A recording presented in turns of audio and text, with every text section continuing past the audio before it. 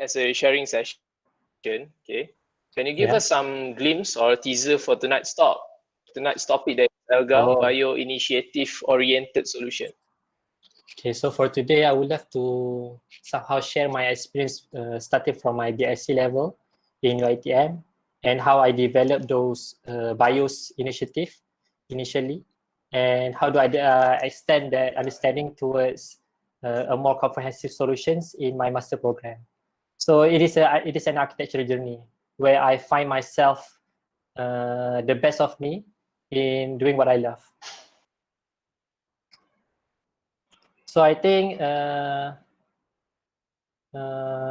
we will start at 8:30, right? So further during my presentation, I will share you a brief story on my journey and how do I develop those bios throughout almost every projects that I have done in my master program. Okay, so within that, saya sebagai pengacara majlis, mohon kerjasama dan keprihatinan anda semua untuk offkan mikrofon and anda semua digalakkan untuk onkan kamera anda. Okay, so untuk makluman anda semua, pada sesi Q&A yang akan berlangsung nanti, anda dibenarkan untuk bertanya soalan kepada speaker jemputan kita, Sir Tajul Izrin, sama ada secara terus ataupun boleh tuliskan soalan di chat box and saya akan bacakanlah. Akan tetapi, saya lebih prefer jika soalan tu dituliskan di chat box kerana speaker jemputan kita can take a glimpse on the questions given. Kita juga sedang live di YouTube Griptech Studio. Jadi soalan-soalan yang dilontarkan di YouTube live juga akan saya bacakan kepada speaker jemputan sekiranya ada. So, don't forget to like, share and subscribe and don't forget to turn on the notification bell. So, terima kasih atas perhatian dan kerjasama anda. We'll start our sharing session around 8:30 PM. Thank you.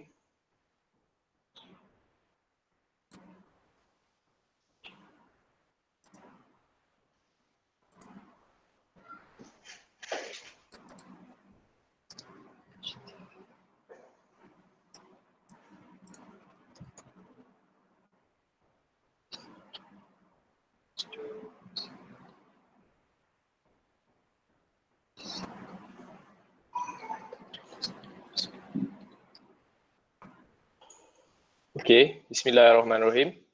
Assalamualaikum dan selamat malam kepada para pensyarah, speaker jemputan, Sir Tajul Izrin serta rakan-rakan yang saya hormati sekalian. Today is the second Bicara FITRA for the FITRA Virtual Architectural Festival.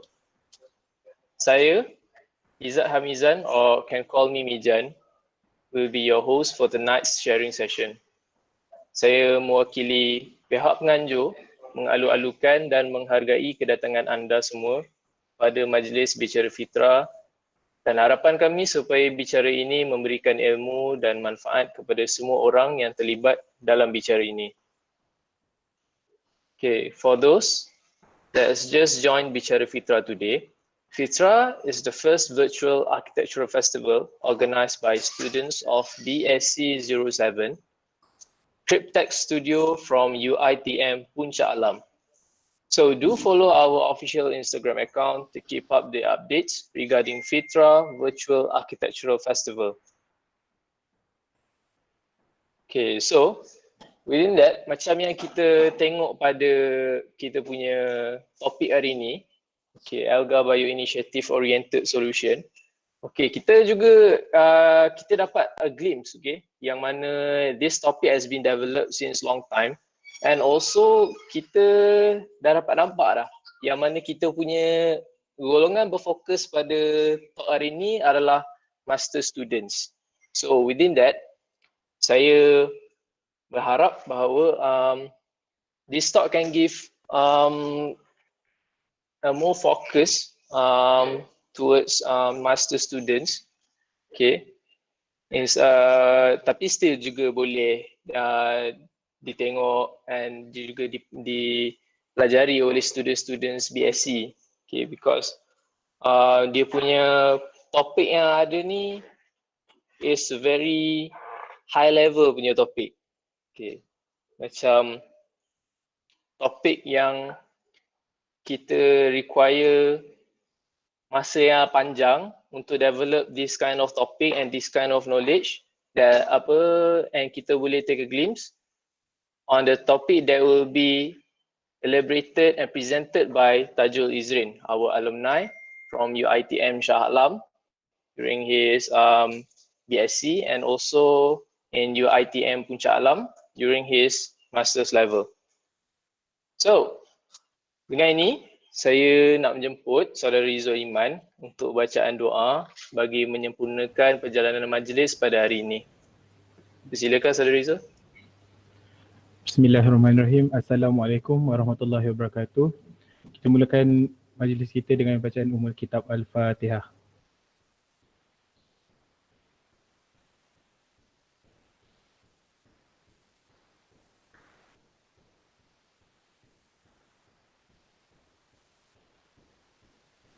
Bismillahirrahmanirrahim. Alhamdulillahirabbil alamin. Wassalatu wassalamu ala sayidina Muhammadin wa ala alihi wa sahbihi ajmain. Ya Allah, ya Rahman, ya Rahim. Sesungguhnya kami berhimpun pada hari ini bagi menyatakan kesyukuran di atas kurnia-Mu yang tidak ternilai. Jadikanlah kami hamba-hamba-Mu yang sentiasa bersyukur, sama ada nikmat yang sedikit, lebih-lebih lagi nikmat yang melimpah ruah kepada kami. Ya Fatahu, ya Alim, sesungguhnya Engkau Maha mengetahui bahawa kami di sini ingin menimba ilmu-Mu yang sangat luas bagi mengembangkan potensi kami sebagai hamba-Mu yang Engkau redai. Justeru berkati dan rahmatilah perhimpunan kami ini. Kurniakanlah kepada kami apa kiranya ilmu-Mu, sinarilah hati-hati kami dengan cahaya dan hidayah-Mu. Semoga dengannya kami mudah menerima dan menghayati serta mengamalkannya. Ya Zal Jalali wal Ikram, kurniakanlah apa kiranya kepada kami kesihatan anggota, kejakasan minda, ketenangan jiwa, kekuatan semangat. Semoga dengannya kami mampu menepani cabaran, berdaya saing dan mampu mengangkat martabat diri, keluarga, organisasi, masyarakat dan negara agar dapat kami melaksanakan program Bicara FITRA Virtual Architecture Festival 2020 Kelolaan Crypted Studio dengan cahayanya. Rabbana atina fid dunya hasanah wa fil akhirati hasanatan wa qina azabannar. Wa sallallahu ala sayidina Muhammad wa ala alihi wa sahbihi wa sallam walhamdulillahi rabbil alamin. Taqabbalallahu minkum.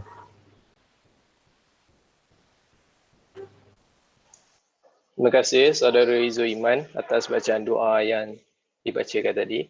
So diharapkan bahawa kita punya sharing session pada hari ini lebih mudah untuk kita fahami and kita boleh implementkan dalam kerja-kerja kita pada masa yang akan datang. Seterusnya, saya menjemput AR Putri Mayang untuk memberikan sepatah dua kata untuk Bicara FITRA pada malam ini. Silakan AR Putri. Okay, thank you Izzat. Ya. Alright, Assalamualaikum dan salam sejahtera ya kepada Tajul, Encik Tajul Izrin. How are you? Good? Alhamdulillah, very good. Alhamdulillah, yeah. Alright, also to the audience. So I'm going to keep my speech ni short and simple, and then I'm going to use English and Malay. Hopefully it's okay with the organizer, yeah. Anyway, welcome to another series of Bicara FITRA, yeah, held in conjunction with the FITRA Virtual Architecture Festival 2020. So insyaAllah malam ni kita akan dengar ya talk daripada Tajul on Algae and Design. So jadi kalau ikutkan sebelum-sebelum ni, all these previous semesters, the Architecture Festival was actually held live, face to face in Puncak Alam. Tapi di semester dia lain sikit, because of the orang kata COVID-19, PKPB. So we need to be slightly apart, but not fully, apart face to face sahaja. So the situation, however, has nevertheless menguatkan semangat for us to keep going, and here we are today, syukur Alhamdulillah, witnessing another episode of Architectural Festival, so brought to you live online. So congratulations Akisa for organizing this event, and insyaAllah moga dipermudahkan segalanya. Now to our speaker Tajul, thank you so much for saying yes and being with us tonight, and then share you punya experience with all the students. Now a bit about Tajul. I've known Tajul personally as a student. So I taught him daripada Master 01 and then Master 02 until he completed his master's degree.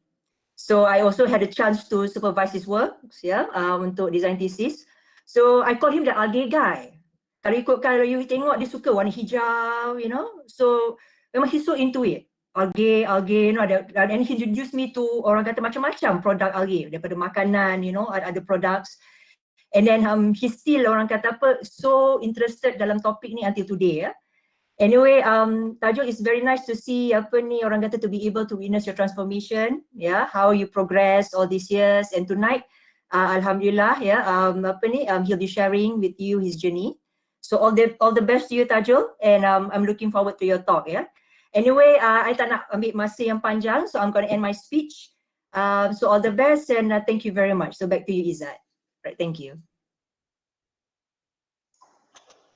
Thank you so much, AR Putri, for the talk.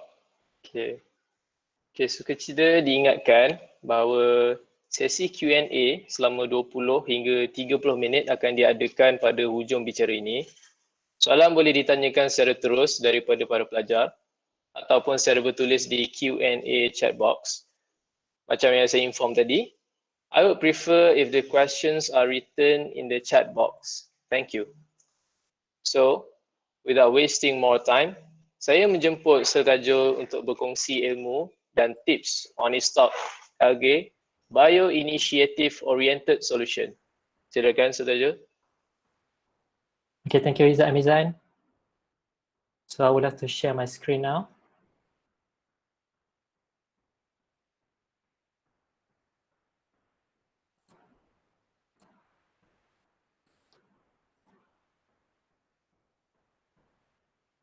So can everybody see my screen?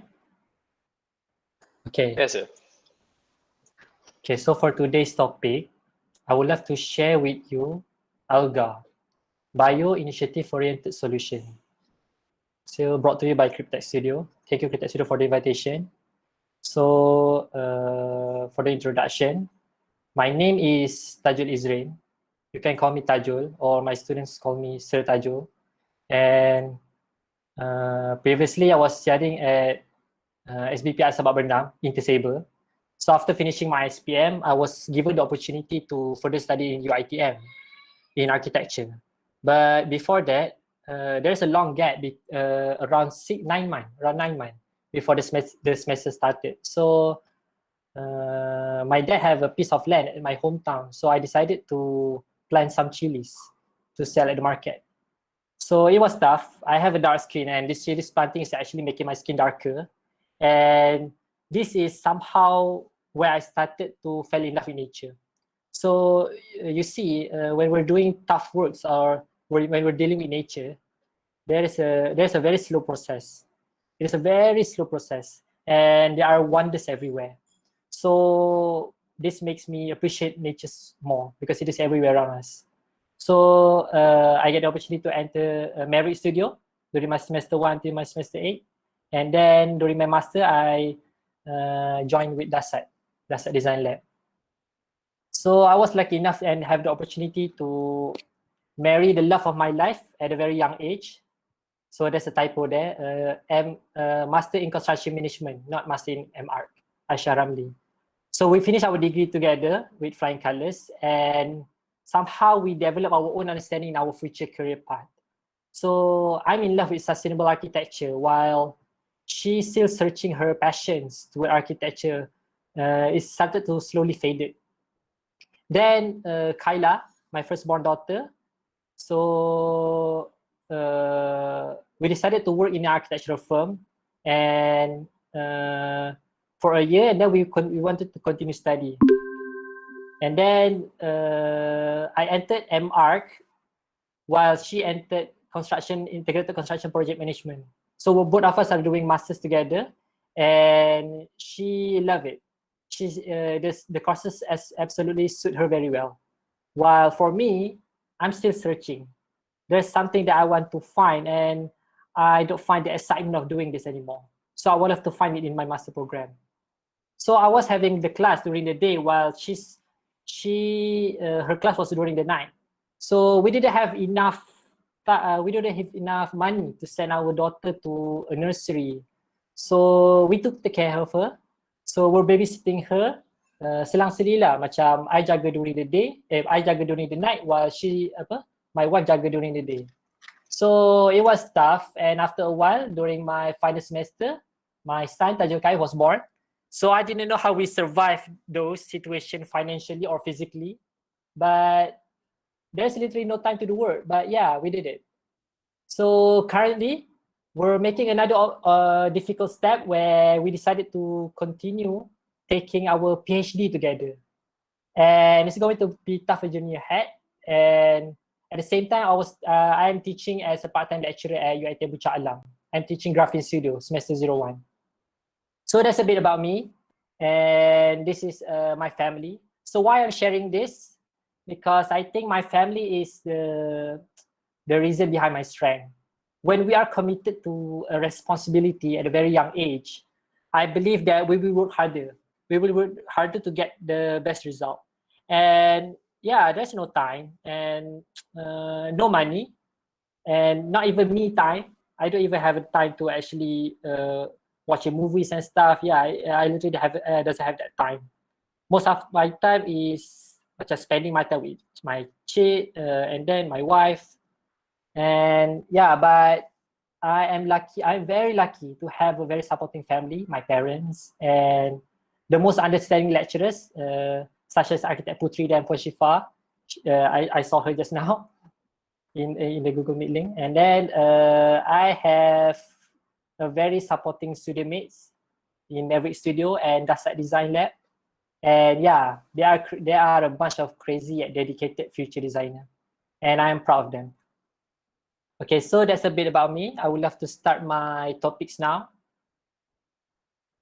So throughout my degree, I somehow fall in love in the way nature works. So without me realizing, it's not like macam I dah tahu apa I nak buat from semester 1, no. It's actually when I look back, macam I tengok balik all my previous projects, somehow it's actually related to BIOS design. So what is BIOS design? So BIOS in a short form is BIOS, Bio-Initiative-Oriented-Solution. It is separated into two parts. First, bio-inspired design, and the second one is bio-integrated design. So without me knowing, I've been doing bio-inspired design throughout my BSc in architecture. So some of my projects involve biomorphism, bioclimatic, biophilic, and biomimicry. And when I entered my MArch, I had the chance to do a more complex BIOS design where I try bio experience and the production of biomass, the production of biofuel, and I entered some competitions, and one of it is the potential to go to space.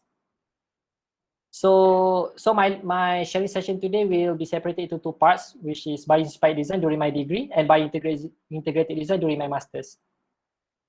So I would love to start with my first project during my first year in architecture. So biomorphism.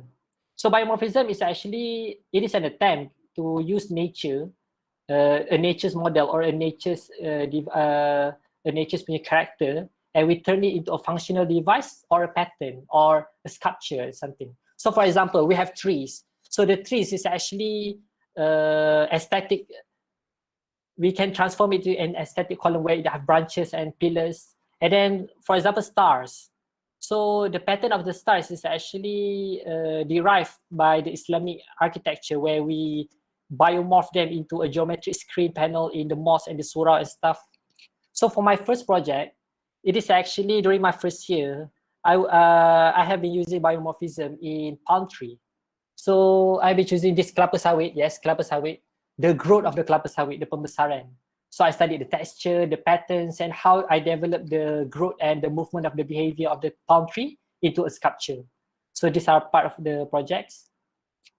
And then during my, also in my first year, I have the chance to collaborate with my studio mates, Daryl Ashraf, Zaimah, and Amirul Hisham. So we were selected to participate in Venice Biennale in 2014. The theme was sufficiency. So we had some brainstorming session on the topics, and we did a musculoskeletal. So musculoskeletal, how does it relate to sufficiency, is where the muscle is sufficient enough to support the skeleton. It is a two-way relationship. So the formation of the muscle and the formation of the skeleton is actually deriving to form a sculpture. And that is where it portrays the theme of sufficiency. So our work was presented in Biennale Architecture at Italy, but yeah, we didn't get the chance to go there. We are part of the Malaysian team together with others project. And then during my second year, I had the chance to study under Cik Fairuz Bejo, and it was eye-opening. He taught us that there's something that he said. He said that architecture start from something complex, then you simplify to enter spaces, services, and others. So from that, he challenged us to actually go beyond the typical architecture, go beyond the typical understanding of the design process. So that's what I did. So this is a surface retreat in Pulau Perhentian. This is where the surfer had a chance to have their own personal spaces where they can gather there and lepak-lepak and stuff. And then they can also surf right afterward when the tide is higher and the wave is better. And then, so these are some of the process. So why is it biomorphism? Because it is inspired by the pattern of the wave, the layers, the motions, the movement of the wave, and how the surface macam apa, meluncur ke atas wave tu. And then these are some of the model exploration, morphogenetic model we call them. So these are experimental mock-ups to find out which patterns suit the users best. And then I move on into my second year. This is where I find out that I've been using bioclimatic design. So bioclimatic design is a bio-inspired design. So it is an approach to design building and landscape based on the local climate. So somehow the aim is to seek for health and comfort. For example, when you have a rain at your local climate, so what can you do with the rain? So for example, macam ramai orang buat rainwater harvesting ataupun sunlight, what can you do with it? So ada yang sun shading devices ataupun heat pakai materials yang bersesuaian. So bioclimatic design, the simplest word to describe bioclimatic design is design suitable to the context, suitable to the local climate. So I did an isolation escapism. This is a group project with my wife. So what we did was, it is a small river, macam small drain right beside Gua Tempurung. And then there's a water, there's a slow movement of water, and then there's a fallen bamboo leaves on top. And the soil was very, lembut lah. All the context tu kita consider menjadikan one person space. And then this is what I told you about the designing according to the context. So macam the flow of nature tu, first of all, the repetitive planes of the water current, and then the direction of wind, macam dia punya side tu is a little bit below the usual. And then there's an area that was covered by the fallen leaf. So we would like to capture that leaf. So we would like to capture that leaf to create an innovative solutions toward the problem, because the leaf is actually making the drain stuck. Or dia macam jadi berkumpul, the bamboo punya leaf tu berkumpul, and then menyebabkan the drain tu tak flow water very efficiently. So we like to capture that, and we would like to make a filtering system in our roof.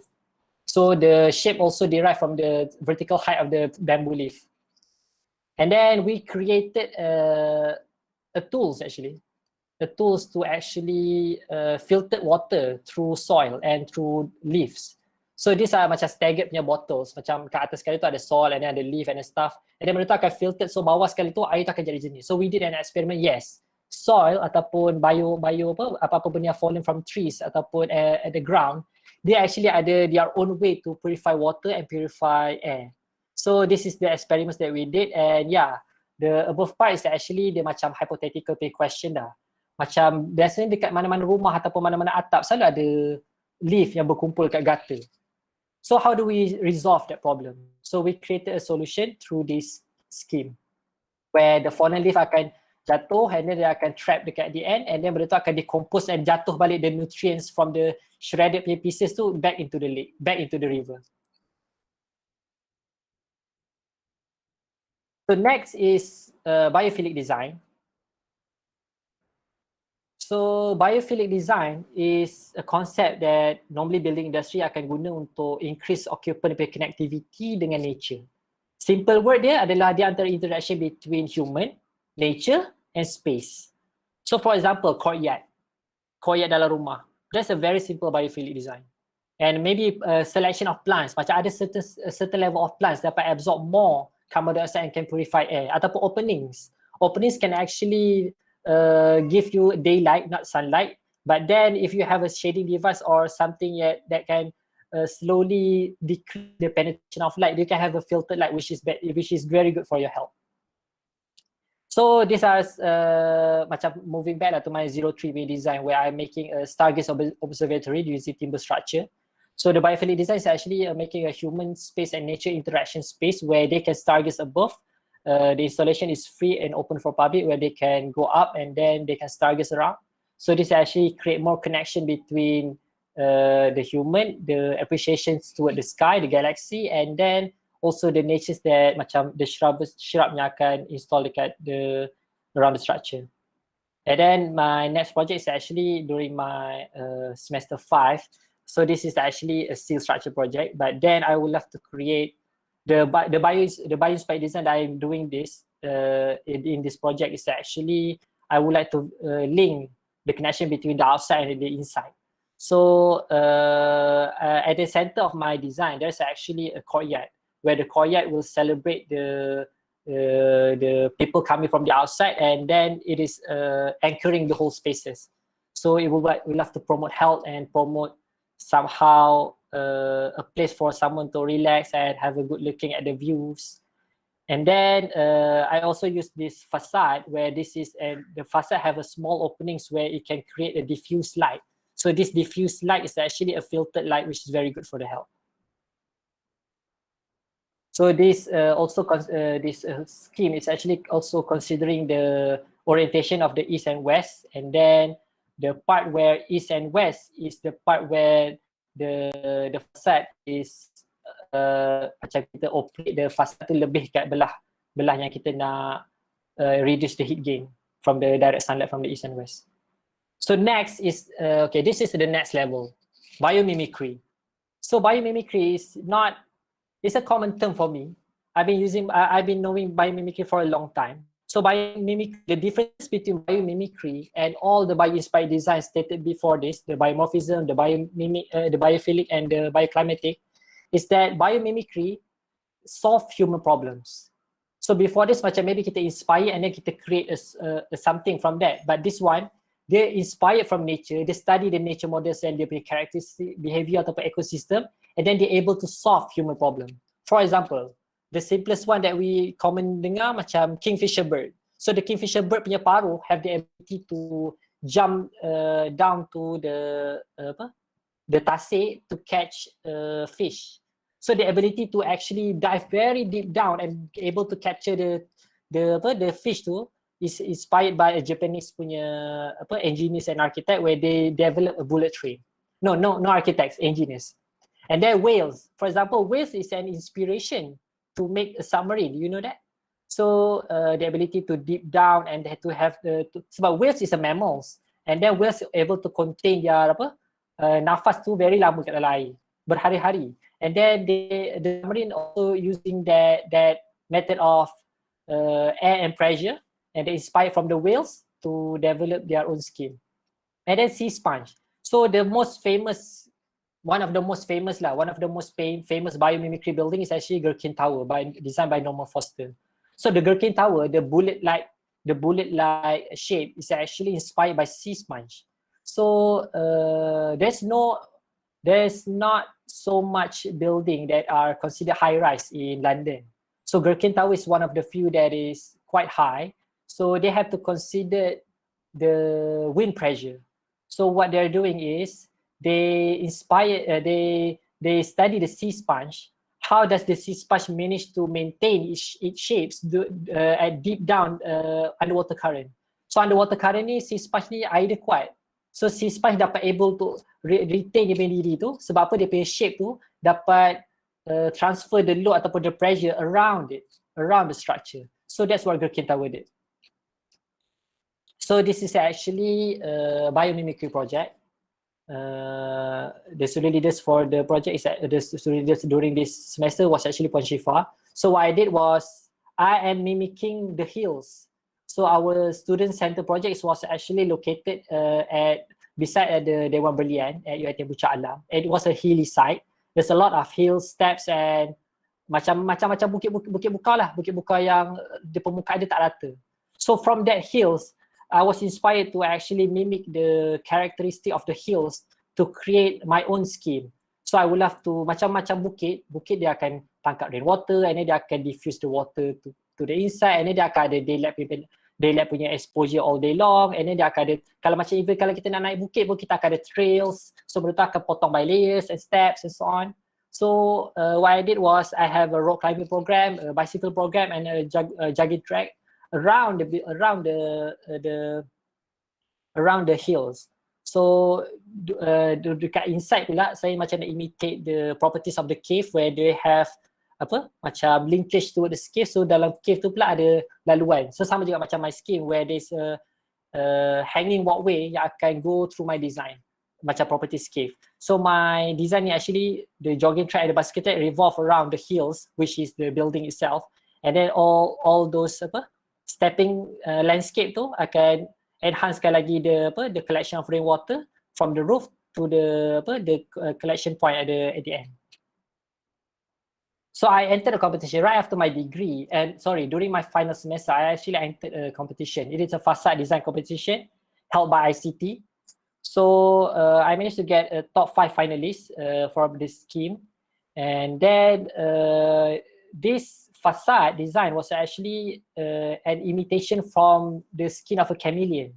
So a chameleon able to change skin according to the context. So what I'm doing was I studied the skin, how does it able to imitate something around it and then transform it to its own surfaces.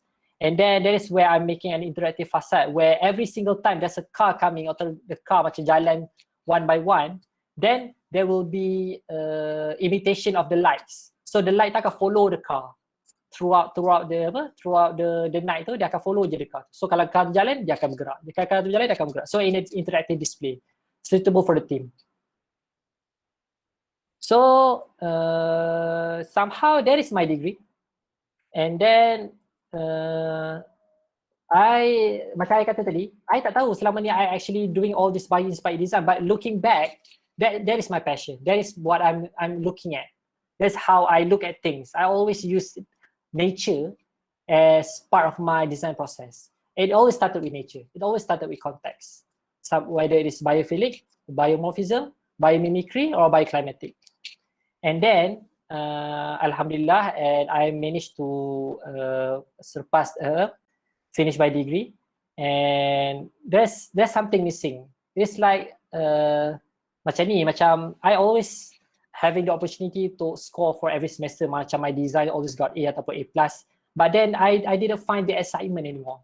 So there's something that I'm seeking for. So I get some offer from university from overseas. There are a few offer that I get, but then rethinking of the offer and then the unavailability of the scholarship. So I decided to stay and I decided to study more on our local climate. So I have the opportunity to enter my MR01 together with Dasat Design Lab. And then during my first year, what I'm searching for, there's a question in my head that macam, okay, apa yang I nak achieve now? Because I have achieved almost everything, but then there's something missing. I don't feel the excitement anymore. I don't feel the challenges anymore. So I'm looking for challenges. And then, macam Architect Putri sebut tadi, Architect Putri is actually my supervisor and I have the opportunity to do some consultation with her. And during that time, there's something that triggered me lah. She said something to me. She said, okay Tajul, I know you're good, but I never know what you're good at.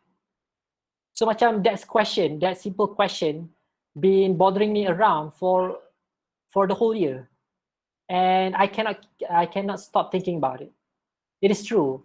I've been an all-rounder student. I've been a jack of all trade or master of none. But then I didn't have the skill to what it takes to be identified by something, to be clarified atau be classified by something. Macam orang kenal Tajul as that's Tajul, but there's no excitement for me. Macam orang tak tahu siapa I sebenarnya.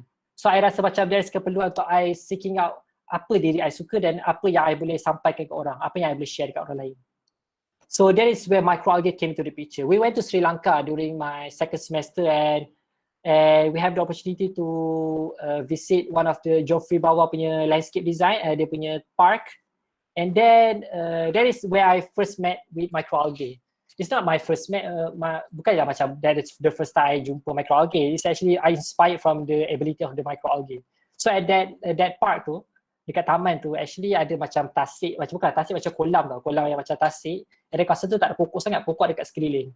But when I go there, dia macam there's this dia macam ada satu freshness yang I tak realise. Dia macam ada satu freshness yang beyond macam normal kalau kita pergi hutan atau kalau kita pergi dekat mana-mana tempat yang tumbuh-tumbuhan. So I suspected that this freshness of air ni coming from the lake.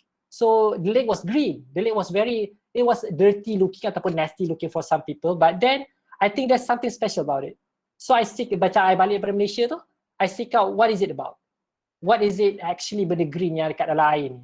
So I found out it is actually microalgae. And from there, there's a lot of things that I discovered. So in simplest word, microalgae is actually macam common people akan describe microalgae as a slimy green stuff. So macam for those yang tak tahu, macam kadang-kadang sebenarnya microalgae ni, it is one of the most oldest and the most powerful photosynthetic microorganism. So untuk bagi fakta, photosynthesis yang done by microalgae is actually making the oxygen revolution more than 2 billion years ago. So benda ni yang actually enable life to proliferate on Earth. So dulu bumi tak ada oksigen. But then dengan kewujudan microalgae ni yang the first ever ada ability untuk buat photosynthesis, then this is where the gas exchange berlaku. And this is where carbon dioxide menurun dan oksigen menaik waktu tu. So sebenarnya nak cakap microalgae ni adalah moyang kepada segala jenis pokok, segala jenis photosynthesis pokok, segala jenis photosynthesis creature pun. Microalgae ni bukannya plant, bukannya haiwan juga. Dia in between. Okay. So I would love to minta Cryptex Studio, Izzat, can you actually play the video that I sent to you just now? Boleh. Video tu akan di-playkan oleh by Fitra. Okay, thank you. So there's a 4-minute video on introduction on microalgae. What is it about and what is the initial potential in Malaysia?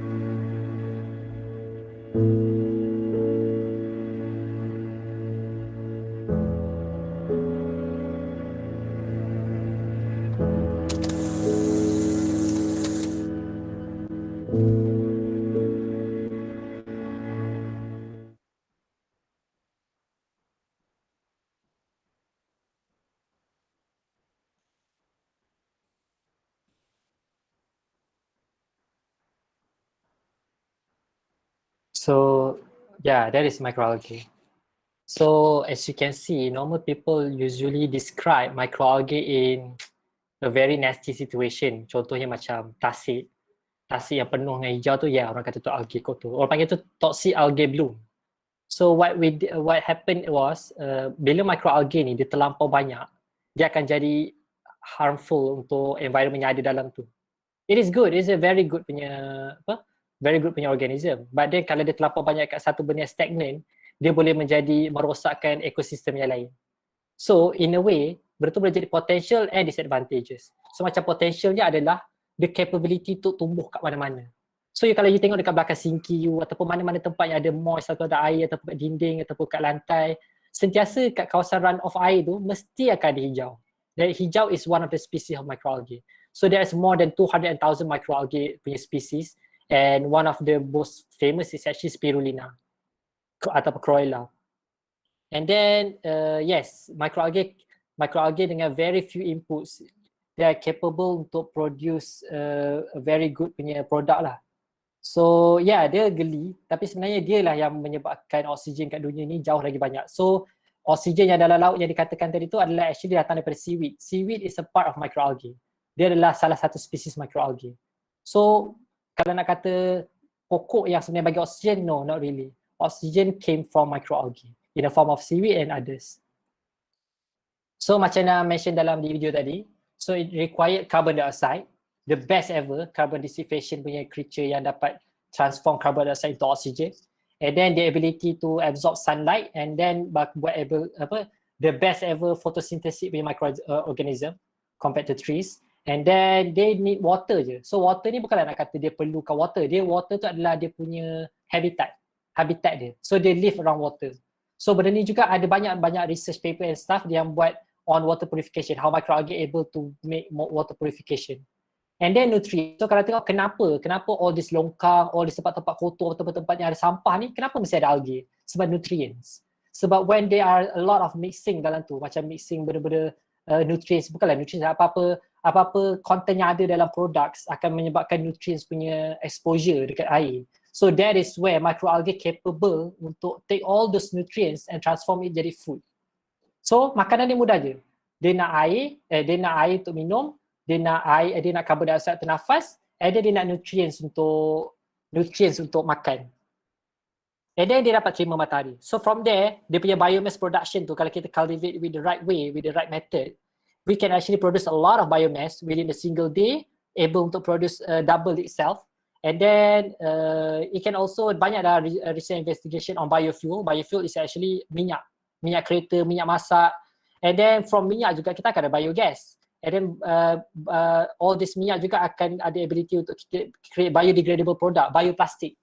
And then banyak juga kajian on biomedicine. Biomedicine ni macam spirulina lah. So spirulina is very famous for health lah, superfood kita panggil. And then biofood. So kalau sekarang ni dah banyak produk, kita ada spaghetti algae, kita ada burger algae, kita ada meat algae, semua algae. Algae dah jadi something yang bakal jadi future of products lah.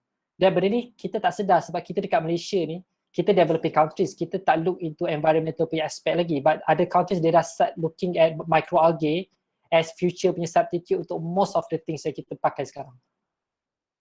So these are samples of microalgae project around the world lah. So macam for now, microalgae ni dah commonly used as furniture.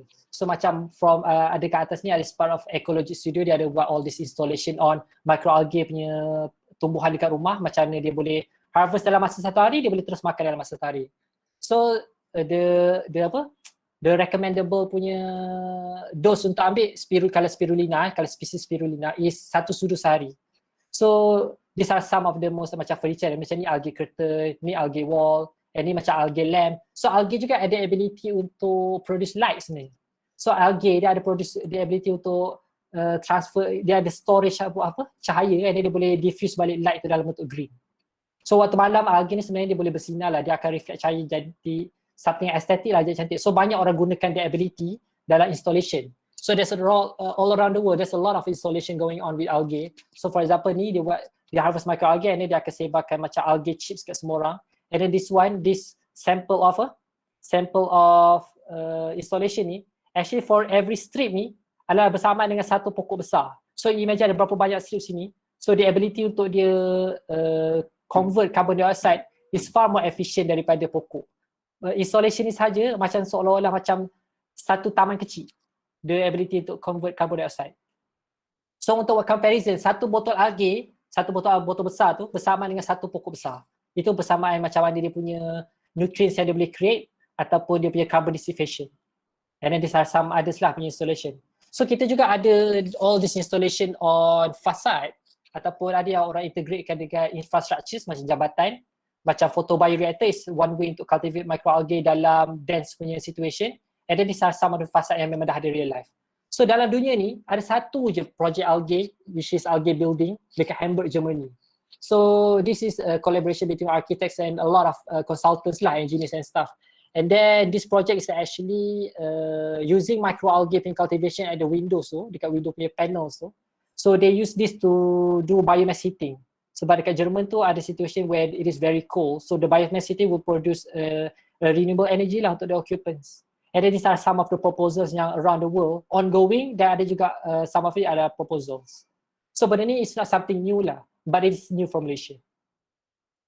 So talking about microalgae punya potentials, so I've been studying on the ability to actually cultivate it in Malaysia. So despite dia punya overwhelming punya potential, people are unaware and have negative perceptions toward algae. Sebab natural habitat dia normally dekat stagnant water ataupun tempat-tempat yang kotor. Tapi microalgae punya thriving concern ni adalah the first step kalau kita nak combat climate change, and one of the best solution nak promote sustainable awareness for a greener future. So the proposal intends, this project is in year 2030. I projected yang project ni adalah in 2030. So proposal ni nak bring forward this renewable punya solution ni through experiential design. So I will have to provide knowledge on and evidence to the public regarding the subject. So this is my final year project. This is a Bio Experiential Hub where I will have to promote microalgae punya ability through experiential design. So located dekat Shah Alam. So dekat Shah Alam ada satu tasik sebelah ICT tu. So the context of the tasik is penuh dengan sampah dan penuh dengan kehijauan microalgae. So that is where I went to the site a lot of time, then I never failed to actually rasa the freshness of the air because of the microalgae tu. Walaupun di sebelah loji, walaupun dia nampak kotor, tapi sebenarnya udara kat situ bersih. And then the Bios initiative is actually I create a projected timeline lah. So macam kalau kita tengok kat sini from 2008 sampai 2040 is the projection timeline kenapa Bios initiative ni patut ada. So macam dulu kita start off dengan 1990 where we have this BREEAM, HQE, LEED, LEED or dekat negara US dan UK. Diorang promote this green rating tools. Macam GBI lah kalau kat Malaysia. So GBI, kalau tengok GBI dia start keluar dekat Malaysia in 2009. So these are all then PHJKR punya Green Pass Malaysia pun semua keluar in 2011 and 2013. So benda ni continuously keluar. Kita keluar green rating tool, green retrofitting tools, macam rating system untuk kita classify dia as green building. But then benda ni in a way dia macam evaluation system. Kita nak tahu building tu green, so kita evaluate dia punya, dia cukup kriteria ke tak. So somehow there's something wrong about that. Sebab kita tak betul-betul looking at the sustainable punya approach from the conception until the completion. Dia dah jadi macam, okay, kita nak buat building, kita nak buat the green. So dia jadi another green building. Macam just a checklist, macam requirements, kita nak fulfill requirements. So the masalah all this climate change in 2030 is projected that climate change, all this environmental issue ni dah semakin membuat. So Malaysia is one of the few country yang started to create a new system, a biosystem. Macam kita nak start to tap into microalgae punya potentials and to start promoting it. So sebelum kita guna microalgae ni ataupun sebelum kita actually promote dia in market, kita kena actually share the awareness dulu. So this is the proposal. I would love to share the microalgae potential through experiential design.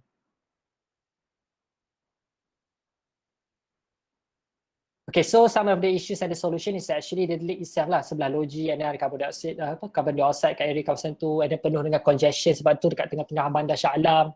And then to be said yang macam that site in particular is actually the last station, the last checking point for water punya channeling ke river. So kan kita ada checking point, several checking point. This lake kebetulan menjadi the last checking point untuk kita tangkap all this sampah and this untuk masukkan ke dalam logi sebelum pergi ke river. So it is perfect lah untuk microalgae plant growth sebab dia akan mengumpulkan all these nutrients at one place at the stagnant punya water. And then some of the solution yang kita provide tadi adalah kita nak jadikan this place macam main center lah. So dia betul-betul menghadap LRT. So it is a mobility punya station, mobility punya in terms of mobility, it is a good thing lah where people akan datang ke ICT, akan datang ke Shah Alam, and benda ni akan automatically akan tangkap, capture pandangan orang sebab benda ni akan ada biosphasite yang attractive lah during the day and during the night. And then these are some of the experiential program that I told you before. So the experiential learning ni kita boleh break down into several into watching, thinking, feeling and doing. So benda ni sebenarnya dia ada teori dia. So I derive this theory from abstract conceptualization to active experimentation and then concrete experience, and then kita akan reflective observation ni. So benda ni dia tak boleh cakap yang ni start dulu atau ni start dulu. Benda ni in a rotation form lah. Dia akan mana-mana start dulu, but then dia akan sentiasa contribute to each other lah. So I would like to start dengan the first one is aware, and then we attract, accept, reflect, understand, discover, explore, try it out, interact and share. So the subject tu akan goes around people thinking. So the objective is to actually changing perception lah. Orang daripada tahu microalgae tu geli and stuff, kita akan change dia punya perception yang okay, microalgae ni sebenarnya bagus. So talking about the first one, the 10%, the aware part. So I would love to have the proposal scheme to have a strong impression lah. So masuk-masuk datang-datang tu, orang akan nampak the proposal is actually floating on water. Dia seolah-olah floating, but no, really, not really. Dia actually we have this giant column yang concrete slab yang column yang akan nampakkan this scheme macam floating, tapi sebenarnya dia tergantung ke atas kolom tu. So dia ada floating case structure yang akan pegang the whole scheme, seolah-olah macam everything is terapung lah. So this strong impression ni akan di-improvekan lagi dengan this welcoming entrance ramp. So this welcoming entrance ramp is actually from all side lah, from the three side, from the west, east and from the north tu. So orang akan instantly turun je daripada LRT, jalan je kaki, kepada berjalan kaki, terus ada peluang untuk masuk this building. So this building is open for public, especially from ground floor. Tapi when you want to go to the first floor tu baru you akan bayar tiket and stuff. So dia macam interactive playground lah. I would have said macam proposal this is an interactive playground. So the overall construction system is actually I wanted to macam enhance kan the feeling of floatingness tu.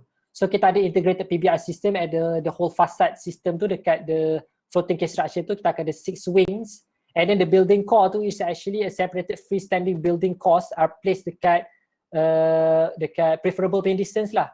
Kita akan follow I did the proposal according to the guidelines and efficient spanning of the structural system to support the whole building. And then the floating case structure is actually melekat dekat all this core structure ni. And we have consultation with engineers and stuff, and yes, it is effective solution lah untuk achieve my proposal tu.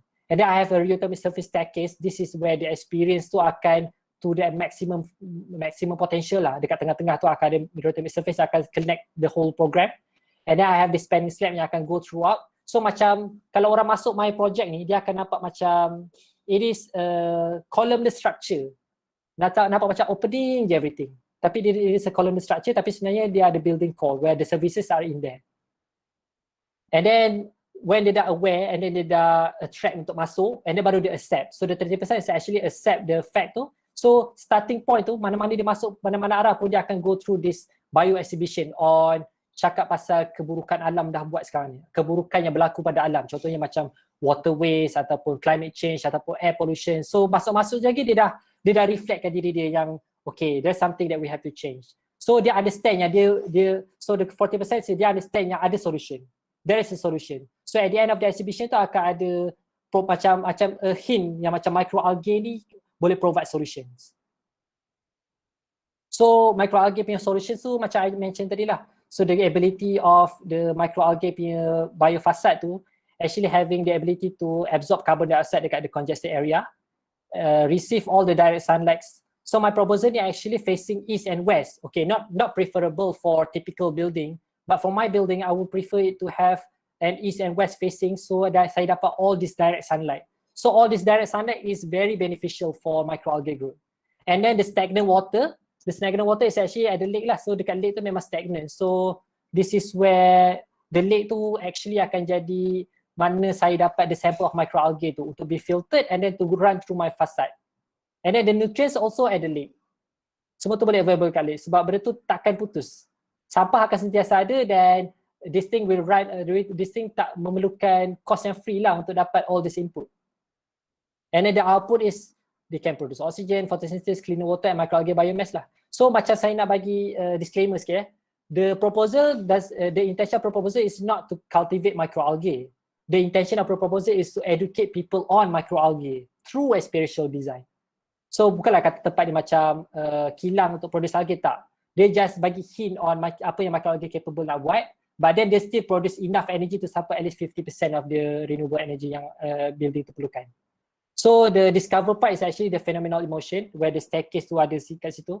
So the staircase ni lah yang akan memberikan orang macam impak lah, macam the staircase is actually made up of algae creep. So this is part macam interconnected rheotomic surface staircase ni actually interconnected yang dia tak ada, dia endless lah. Dia akan ada in between floors yang menampakkan seolah-olah macam benda ni tak ada limit macam ke atas dan ke bawah. Dia tak ada penutup. Dia macam bukan typical stairs. So macam this is conceptual reference yang I refer ni actually by Quavu. Dia ada buat this theory on rheotomic surface. So rheotomic surface ni actually macam continuous ending punya staircase. So benda tu akan berada located betul-betul at the center of my design tu, where everything is connected to the staircase. So anywhere you go, you will see the staircase that connect the whole connection. And around the staircase, there's a ramp for disabled people yang able. So my building ni 2 floor je. And then the ramp tu yang akan provide the disabled people the ability to go up and down lah.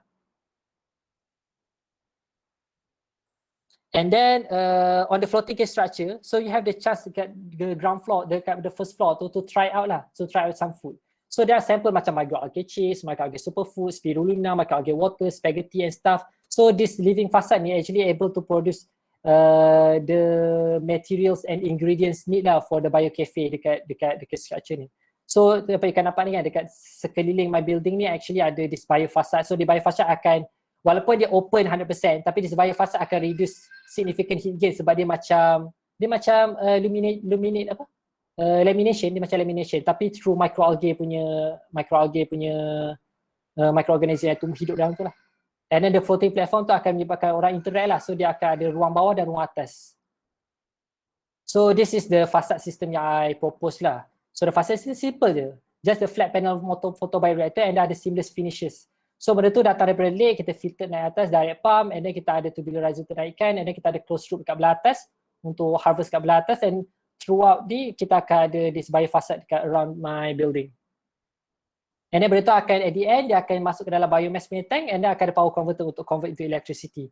Enough to support 50% of the electricity needed for the building. And then at the end of the day, pada saat dia nak keluar and then dia boleh share. So complete cycle experiential tu. From 10% to 100% untuk dia faham microalgae initially kenapa dia kena faham, macam mana dia nak faham, apa yang dia boleh buat and then at the end of the day dia share kepada orang lain. So the energy efficient strategy, I did a paper with architect Putri on macam mana this this biofacade able to reduce heat gain. So from the look of it, I proposed 4 module and my module, the module B ni is actually able to reduce at least 44.9% of significant heat gain enter into building through the biofacade and then dia juga able to produce 90 kg of biomass. So tu sehari, 90 kg biomass sehari. So you imagine berapa banyak dia yang dia boleh produce throughout the year. So for my second project, moving on to my urban project. So it is projected in 2050. So in 2050, kita macam projected there's an environmental problems lah, macam global warming, natural resources depletion, high waste disposal. So benda ni macam kita dah cakap sekarang. But then by 2050, maybe it is a reality. So macam the world population semakin banyak. So dia projected macam 10 billion people by 2050 bakal ada kat bumi. So imagine how much is that. So menyebabkan kita kekurangan resources sebenarnya. We're limited in resources and we have to find a renewable energy punya alternative to actually combat this issue. So the proposal set dekat Johor Bahru where berdekatan sebelah dengan tambak Johor. So I would love to rejuvenate this part. This is Sungai Seget, the original Sungai Seget. So the Sungai Seget is actually dulu dia okay. Dulu Sungai Seget ni jadi macam the main catalyst for the pasar karat and stuff, where ada perahu masuk daripada jetty and stuff. And then sekarang ni Sungai Seget tu dah jadi macam longkang. Dia dah jadi macam tempat yang nak gather any run off water daripada cities tu, and then dia jatuh dari Sungai Seget. So benda ni somehow menyebabkan congestion dekat water lah. Congestion dekat water dari segi sampah, congestion dari segi nutrient and stuff. So benda ni is not good lah untuk tambak Johor ni kan adalah first entrance untuk orang masuk from Singapore. But then the first image yang dia nampak is actually di Sungai Seget yang tak berapa nak wow kan. So this is the proposal where I would love to propose hotel and tourism based on biomass punya production. So at this place there will be macam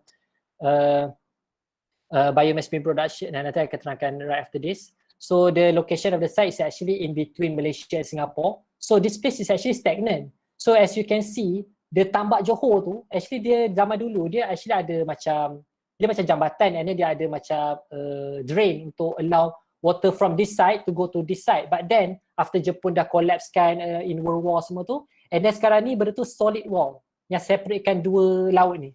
Dia akan separatekan these dua river. So benda ni menjadi isu lah where water akan stagnant. So bila water stagnant, benda tu yang akan menyebabkan all this toxic akan tumbuh. And one of it is microalgae. So the proposal juga intend to capture all this very huge carbon dioxide punya emission from the traffic dekat tambak tu. So this tambak Johor is actually one of the most busiest road dekat dunia, tahu tak? And then this road actually produce a lot of carbon dioxide sebab the congestion itself from day to day. So the intention is actually to capture this carbon dioxide from the tambak and then to transfer it to my scheme where I will able to study it, filter it and turn into biomass into food production. So macam I mentioned previously, so these are the original context of the kawasan tambak Johor to itself. And then when I do the sections, I find out that there are around almost 20 buildings that are unoccupied ataupun higher than 7 floors. And then most of them are actually hotel and guest house, abandoned hotel and guest house. So this is something yang worrying lah, macam kita ada this potential untuk jadi muka depan Malaysia, but then tiba-tiba kita provide them with abandoned hotel and guest house. So I would love to retrofit all these abandoned warehouse ni into something new, into an integrated punya approach. So based on my projection, some part of the existing master plan tu kita akan remove the selected building yang kita dah mention tadi, and then kita akan remove juga selected all roads yang menyebabkan congestion kat that part. And then by 2027 kita assume yang kita akan propose a new main road yang akan menyebabkan kawasan ni kurang congested dan akan lagi fokus on walkable punya area. And then the Sungai Seget rejuvenation baru boleh start afterwards sebab congestion dan sungai kotor memang tak akan lari jauh. So kalau you nak menyebabkan sungai ataupun water bagus, you start dengan kurangkan jalan. So Sungai Seget punya rejuvenation is actually starting untuk recreate balik the jenis lokal of the places which is actually pasar karat. And then the original pasar karat was actually situated right after the Sungai Seget. And then I would love to macam redirect the water tu towards the inside of the scheme. So benda tu akan jadi macam water features all around. Daripada Sungai Seget tu dia akan masuk ke dalam my scheme, akan kumpul all this water punya run off and then filter them into have a better water lah. And then reprogram the existing punya building in response to the Sungai Seget tu, and then provide hotel and tourism lah kat depan supaya all those biomass punya produk tu kita dapat sell through markets lah kat belah depan by 2050. So these are some of the so the technology punya reference that I refer is Ecology Studio and Bioarchitecture Center. So the roofing system is actually macam parametric punya parametric punya roofing system, 24 hours punya exposure dekat sun and 24 hours punya rainwater punya exposure, water akan flow through and the nutrients tu akan distribute through the small pipes yang akan bagi growth lah untuk microalgae tu. So benda ni automatically akan provide sun shading lah for the occupant inside. So the system detail, these are some of the system detail lah. So kalau tengok benda ni is actually a transparent panel. Dia macam use airtight punya plastic cushion. Dia macam katil yang air tu. Tahu tak katil air tu? So dia ada transparent punya macam apa? Poly bag, something like that. So all this scheme ni, so these are some of the separation of spaces lah. The Sungai Segek punya rejuvenization tu. The bio hotel and tourism and bio recreational. So I nak manfaatkan kekotoran Sungai Segek dan kesesakan Tambak Johor into my scheme. That's my proposal. Dalam masa sama, to repurpose the existing abandoned old guest house and hotel tu, and some part of it tu kita akan tukarkan dia into the new scheme. So kalau nampak yang ada in between ni is actually the new scheme. So these are some of the bio-recreational kalau orang ada kayaking and stuff kat depan my proposal. So these are some of the section. I tak sempat siapkan ni waktu urban, so I recreate benda ni kemudian. So these are some of the section. So this is the biolab punya research center. So this is where the food production punya biomimicry cultivation tu we created. We filtered the water yang masuk. We harvest the microalgae and then we produce the biomass to sell dekat market-market bersesuaian lah untuk microalgae products. And then these are the bio cafeteria lah, facing the view lah. So as you can see, there's a parametric view yang can hold the whole structure like somehow macam biodome lah. It is a biodome. So enough with the biomass. So moving on to 2070, the year 2070. So we assume that the planet ni kita akan masuk banyak lagi environmental crisis. So kita dah sampai level emergency dah. So benda ni dah piling up, dah macam banyak sangat. So kita akan bercakap concern kehabisan fossil fuel. So kita assume bila kita habis fossil fuel, so by 2070, if consumption of fossil fuel dah jadi macam something yang tak boleh nak dielakkan, so kita baru start realise yang kita kena ada alternatif. Kita kena ada pengganti untuk minyak-minyak kat dunia ni. So what we do was, the research explore more on microalgae biofuel. So the endless possibilities of microalgae biofuel ni akan help transformation industry ni. Kita akan change dia punya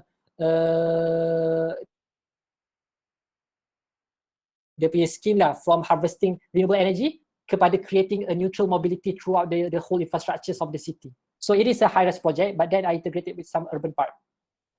So these are macam projected punya narrative punya situation where microalgae dunia dah semakin teruk. So microalgae is the only way for human to actually able to survive. Lagi-lagi dengan penggunaan microalgae biofuel and the transformation of the transportation mobility industry. So macam I mentioned tadi, dia punya the location of the site is actually also at Johor. So I would love to macam cultivate the available punya water yang ada dekat in between Singapore dengan Malaysia tu. So the ability untuk cultivate tu akan transfer channel through my high-rise building. So this is where there will be macam a technological punya advancement lah dalam future punya photobioreactor ni. So future bioreactor ni akan jadi integrated with the infrastructure lah. Dia akan jadi symbiotic punya infra where everything akan membawa kebaikan balik kepada the building itself. Dia macam the building tu akan sentiasa dapat all this input from surrounding. Sama ada nutrients ataupun carbon dioxide ataupun water. So the urban growth tu dia started daripada laut tu sendiri. So daripada laut tu macam kita dah ability untuk extend the scheme into the seas and then cultivate the microalgae there and the waters and the carbon dioxide tu. So from the sea tu dia akan tumbuh slowly starting to tumbuh.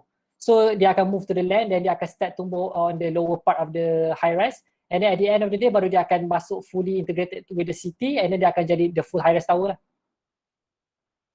So the high rise tower scheme ni actually ability untuk dapatkan input. So akan ada 3 main input yang I would love to cultivate lah. First of all is the rainwater lah. So the Malaysia memang very famous for rainwater punya distribution. So what I would like to do is actually to direct all the available rainwater punya channeling tu into my scheme and use this filtered water ni to actually cultivate my microalgae and jadikan dia sebagai my habitat lah. So benda ni akan run through my building. So dia akan go through macam some part of my upper part ni akan ada this filtration punya carbon dioxide where I capture the carbon dioxide high above the air and then throughout my design yang akan ada sentiasa this exposure of microalgae photobioreactor on the east and west. This main facade ni akan sentiasa expose. Okay, this is a futuristic punya PBR lah, where benda tu akan jadi symbiotic with the building. And the exposure tu akan jadi sentiasa continuously dapat sunlight, and the ability untuk perform photosynthesis tu limitless. So this is harmless system. Contohnya kalau air masuk and air tu akan filtered, so dia akan ada smart biomass tank untuk kumpul, and dia akan pump naik ke atas, and dia akan turun balik throughout this biofuel punya extraction. So each of certain ni dia akan produce biofuel, and biofuel ni akan pump balik kat this parking. So this is actually a mobility punya center where everything is interconnected at the center. So the cities takkan guna lagi kereta personal. Kereta personal tak akan jadi satu kesalahan ataupun diharamkan. So semua this is one of the few building yang akan provide all this mobility through compact car. So dia akan ada instant charging station, dia akan produce biofuel, akan charge, and then benda tu akan pergi ke orang-orang yang perlukan, macam sistem Grab. So this is the projected punya 24th floor lah. Ada 24 semuanya. So macam I cakap tadi, bawah ni lebih kepada macam storage lah. And then this kelabu, this is actually the charging station where there's a upward ramp, upward and continuous punya circle ramp yang akan dia akan jadi charging station untuk biofuel. And then akan ada bio-lab dengan bio-automatic workshop where the workshop akan sentiasa support untuk baiki kereta-kereta yang rosak, akan continuously akan sentiasa ada kereta yang okay. And then atas tu akan ada research center lah untuk offices, untuk do collaboration dengan innovation and stuff. And then akan ada juga personal bio-lab ataupun rumah lah untuk scientists and staff untuk stay there. If macam diorang committed untuk actually have the passion to further expand the microalgae potential, dia akan stay situ. So the lowest part is actually the charging station like I mentioned before. The circular ramp tu akan ada endless sampai ke tingkat yang ke-10, and then akan ada terus interconnected punya charging station. So for each car park ni kita boleh provide at least two kereta, two compact car ni. So this is the Renault kereta. Benda ni memang dah ada, kereta ni memang dah ada dah zaman sekarang. So this is just macam a potential untuk jadikan integrated charging station ni all around the building. So instead of kita ada parking, what if kalau building in the future is actually having an integrated charging station where instantly semua orang akan ada access untuk transportation without having the personal punya car langsung. Sebab actually personal car yang buat congestion. Personal car yang actually making all these options tu orang nak gerak bila, nak gerak mana, nak lalu jalan mana. So benda ni congestion sebenarnya. So bila kita ada center yang actually integrate all the moving vehicles punya system, kita boleh control movement of car. And from there kita boleh control congestion. So this is what I say macam this is the second part of the building tu, or the automotive workshop. So the charging station ni akan interconnected dengan automatic workshop lah. So this automatic workshop ni akan sentiasa open untuk baiki kereta. So any car yang akan rosak ataupun perlukan maintenance akan terus instantly baiki. So setiap parking lot macam I mention tadi, there will be two parking lot sebab kereta in the future akan jadi compact. It's a compact hybrid yang muat untuk 2 atau 3 orang. So benda ni, this is hypothetical lah, like I told you before. It is a narrative where we wanted to have a very flexible system on mobility. And dalam masa sama kita dapat combat carbon emission produced from the car. So kita tak gunakan fossil fuel tapi kita gunakan biofuel. So benda ni akan jadi carbon neutral. So on the upper part, on the top floor tu dia akan ada all this circle around ni. So this circle around is where I put my biofacade lah. Biofacade ni akan absorb carbon dioxide and then dia juga akan channel through my biomass throughout the building.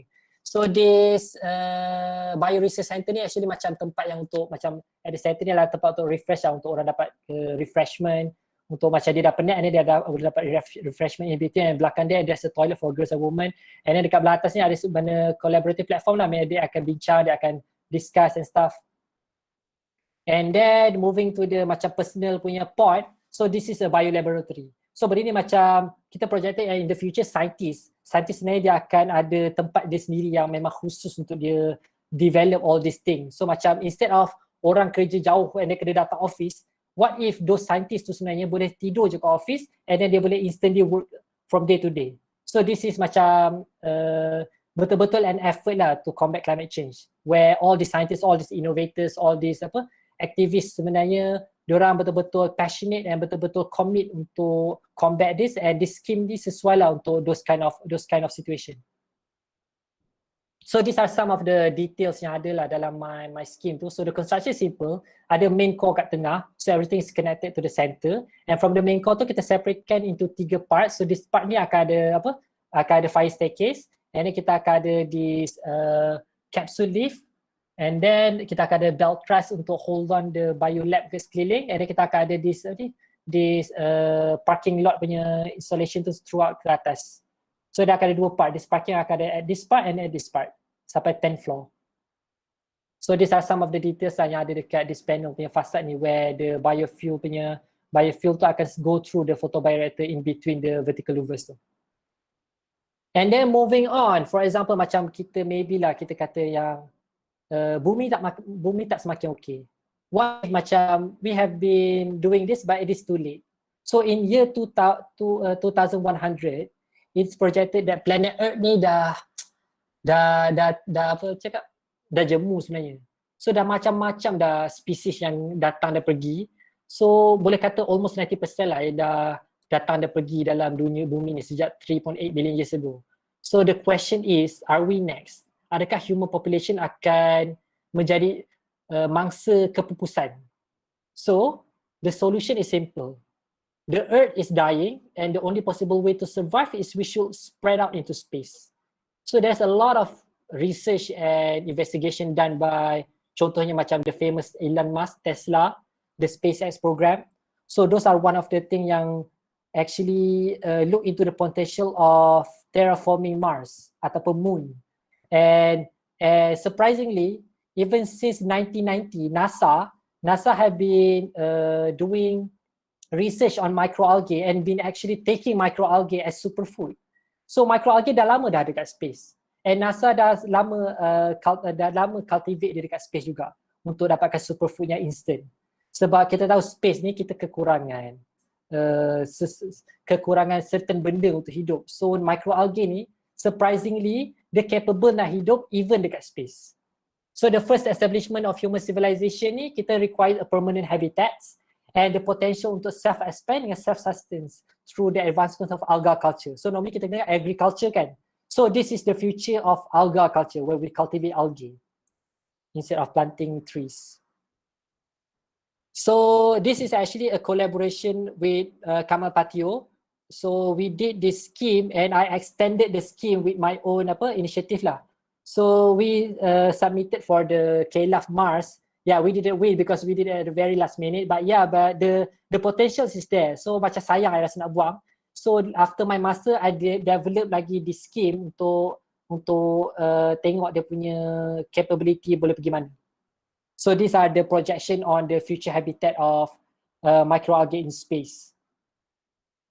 So macam the reasoning tadi lah, kenapa kita nak leave Earth in the first place? So there's a lot of reason lah, macam population growth, limited resources, global warming, pollution.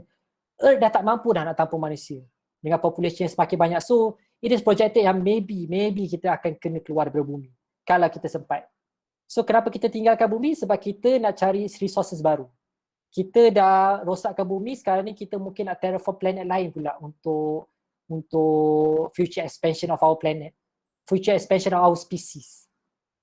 So Mars, kenapa kita pergi ke Mars? So dalam banyak-banyak research done by all this NASA and all this SpaceX, Mars ni dia almost similar to bumi. Dia punya karakteristik ni boleh jadi human habitat of the future lah. So there's evidence yang dulu Mars ni pernah ada water.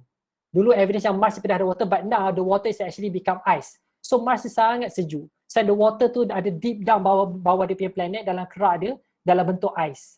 So terraforming Mars, actually kalau kita nak start dia adalah dengan start puncture all those crack to gather the water, and from the water akan ada life.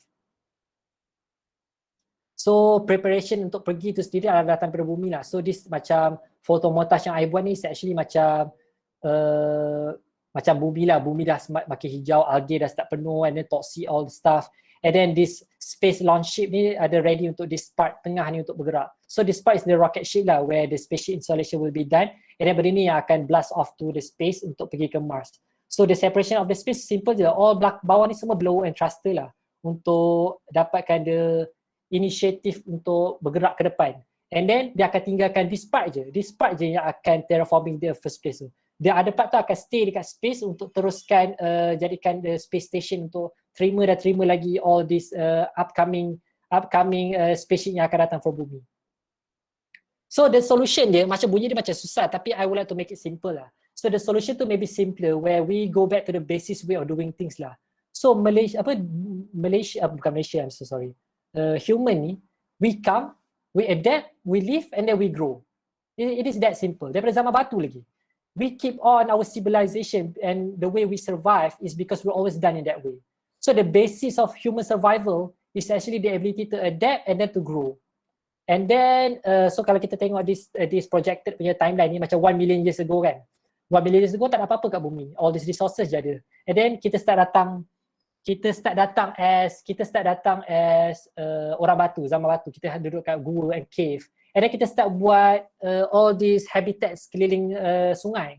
Kita akan start grow kat sekeliling sungai, and then kita expand, kita start hidup, membesar, and then baru kita akan ada kita own punya civilization around the water. So water main a very big part. So almost similar to Mars sebenarnya. So andai kata kalau kita jatuh ke kontak Mars. So in 2004 sebenarnya dah ada rovers Mars. NASA dah hantar dekat Mars untuk pantau Mars punya surfaces. And then kita dah projected mapping almost 50% I think. And then in 2040 baru kita propose untuk hantar the scheme of spaceship ni, the upper part. So macam cakap, the upper part tu je akan landed. So the upper part tu akan landed to the Mars, and then dia baru akan start expand. So for the initial part, benda dia akan jadi robotic. So Kamal was very good with his robotic scheme. So here dia yang propose the initial part of the scheme is actually automotive lah, where everything is handled by robots. And all the humans duduk dulu dekat space station yang tinggalkan tadi. So benda ni akan start grow tu, and then bila dia dah start ada dia own biodome untuk microalgae tu hidup, and microalgae tu boleh tumbuh untuk jadikan as source, baru kita akan start masukkan manusia untuk hidup kat situ. So these are some of the scheme lah yang kita propose untuk landing dia sequence. So the landing sequence will be go, and dia akan buka dia punya wings, and those wings tu akan jadi the initiative untuk dia punya biodome. So this biodome ni akan sentiasa cultivate throughout ni, and this biodome ni juga akan produce oxygen. So humans and microalgae can actually live there lah on, and all those plants yang kita bawa from bumi. And then the plan layout, so the plan layout tu macam very simple lah. So we land it at the center, we move on to the biodome at the secondary layer, and from there baru kita akan ada habitat living pod. So the extension tu boleh jadi endless lah. As long as we keep on hantar, kita akan sentiasa expand. Bunyi macam nak menjajah, yes, kita menjajah Mars. That's how the scheme proposing lah. And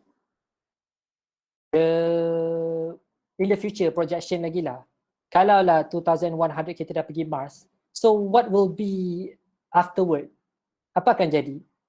So kalau according to my timeline ni lah, I'm projecting the future of algae dependent society lah.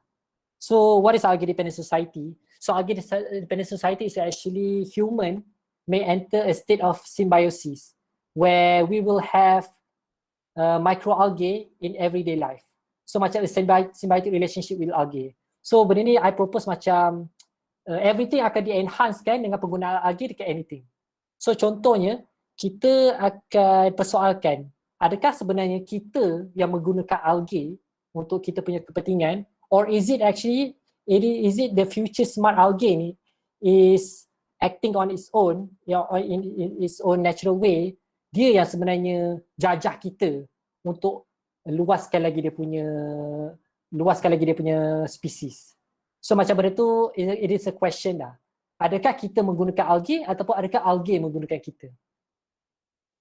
So kalau kita tengok, this is the current situation right now. This is 2020. This is macam orang dah start guna algae as bioprinting.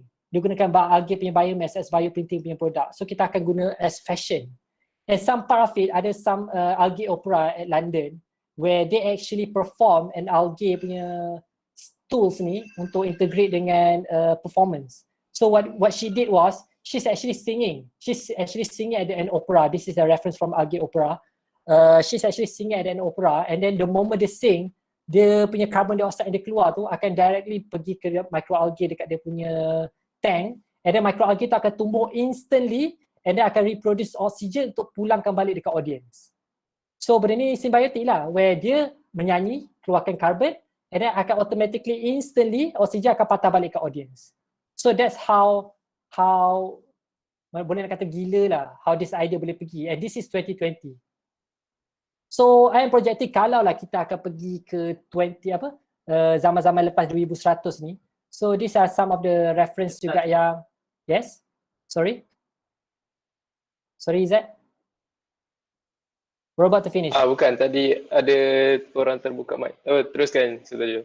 Alright, another 5 slide. Okay, so this is where alga culture may be happening lah. Macam dulu kita nampak HAB tu is harmful algae bloom, where kita saling elakkan tasik-tasik yang kotor dengan algae ni. So maybe future nanti, maybe kita sebenarnya mungkin memancing dekat situ.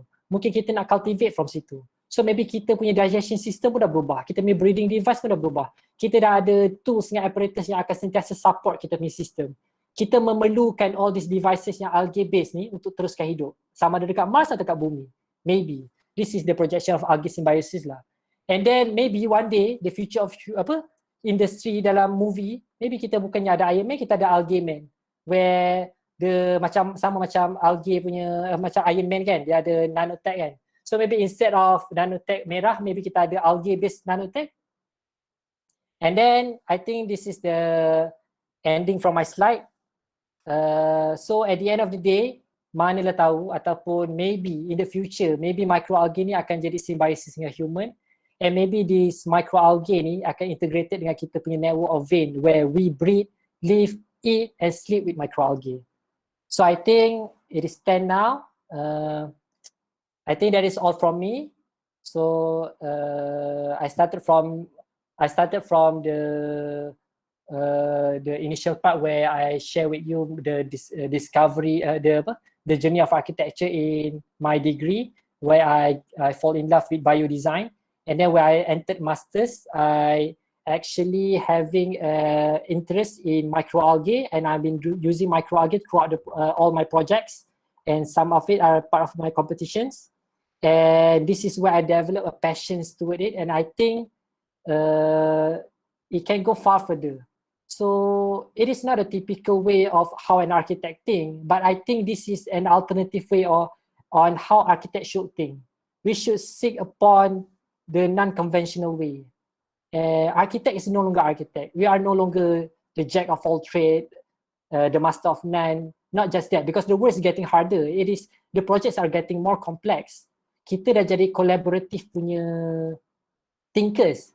Dulu architect usually kita adalah master builders, where we are at the top and then kita segregate kan into several parts, macam ada landscape designer, engineers and stuff. But then sekarang the world is moving very fast, and architects is part of the team now. We are the collaborative team. Now atas kita ada lagi orang lain. So this is where I think architects should seek upon specialized design lah, where you should have something that you're good at and you venture towards that. And from there, you might find out that whatever you're searching for might contributing to the better of the world. So that is all from me. And I think that's all. Thank you. And you can follow me on Instagram. Thank you. Okay, terima kasih Sir Tajul atas segala ilmu yang telah dikongsikan pada hari ini. Personally, apa yang saya nampak untuk sharing session ini, yang kita semua nampak yang Sir Tajul ni adalah human yang dream high. Okay. Sebab Sir Tajul dah sharekan kisah hidup dia luar dengan dalam. Okay. Dia pun dah share progress dia, design dia dari dalam lubuk air sampai angkasa. Okay. So, diharapkan supaya segala ilmu dan perkongsian yang diberikan memberi manfaat, especially to golongan berfokus kita hari ini, master students. Okay, so with this, saya akan buka kita punya Q&A session for 20 to 30 minutes. Okay, so untuk semua orang, perhatian ya. Saya akan kosongkan mikrofon saya selama 10 saat untuk participants tanyakan soalan, tapi akan tetapi saya utamakan lecturer dahulu jika lecturer ada soalan. Okay, so anda digalakkan untuk buka kamera, okay, and on juga mikrofon anda sebelum bertanya. Tak perlulah malu-malu untuk bertanya. Okay. So within that, saya kosongkan mikrofon saya selama 10 saat, mula sekarang.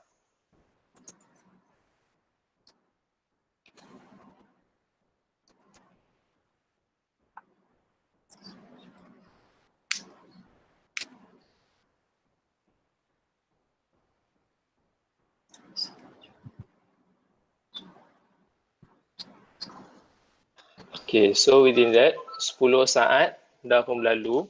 Saya akan teruskan dengan soalan daripada chat box. Okay, soalan pertama. Hi, I'm Izul from Cryptech Studio. I have questions.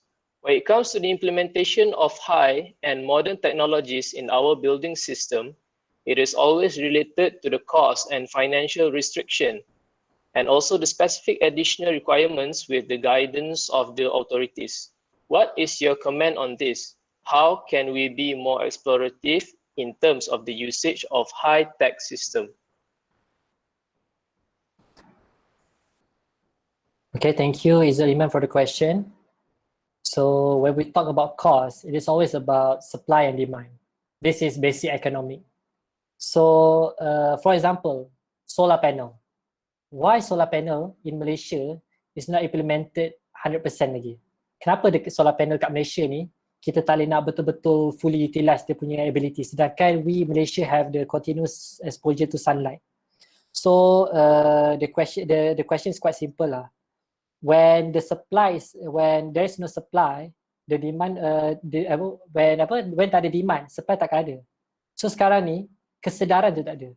So kesedaran for people to actually having this environmental awareness, to start looking at sustainable as not just a term, but sustainable as a way of living, benda tu belum ada. So, sebabkan tu kita tak ada demand. Dan sebabkan kita tak ada demand, all these solar panels, all this facade punya kinetic facade and stuff, benda ni akan jadi mahal. So there's no demand anywhere. So talking about financial restriction, yes, there is financial restriction. That is why I am not a fan of doing something yang started with a large scale project. Macam contohnya, kita nak buat urban and stuff, and kita start implemented all this advancement in technologies. But then it doesn't work that way because we have financial restriction. So in order for us to actually introduce something new, we must first do it at a very small scale. So contohnya macam Microalgae ni, instead of kita go jump terus kita buat high rise ataupun terus kita buat building besar atau terus kita buat cities guna Microalgae ni, kita start dengan promoting at a very simple benda. Benda-benda yang orang guna everyday. Benda-benda yang orang akan sentiasa memerlukan. So contoh market supply demand yang bagus. Contohnya kuku, kowe. Dulu water ni macam semua orang boleh dapat. But then sekarang ni kenapa kowe dia ada innovative approach on having this clean water, having this continuous sustainable continuous supply of water. Dan orang ambil that marketing as a thing lah. Sebab kita dah moving into dunia di mana kesihatan is something yang baru. So sama juga dengan all this futuristic and stuff. We need to move towards that lah. Instead of focusing on the large scale punya initiative, we should start looking at the small scale. We should start to have focus on what we're doing, and all this renewable energy one day will become cost efficient lah. Contohnya macam last time for me on this question. So contohnya macam fossil fuel ni, memang sekarang orang pakai minyak. Biofuel mahal sekarang ni. Biofuel sangat mahal. Kelapa sawit ke, algae ke mahal. Sebab apa? Sebab orang still pakai fossil fuel, iaitu minyak Shell dan Petronas. Cuba bayangkan one day, all this fossil fuel tak ada. From there, baru this biofuel akan jadi satu alternatif yang kuat. From there, baru orang dah tak guna fossil fuel sebab dah akan kehabisan ataupun orang dah stop. And from there, baru akan ada demand ataupun supply from microalgae industry. So I think there is formula regarding the cost and financial restriction. There is cost and financial restriction.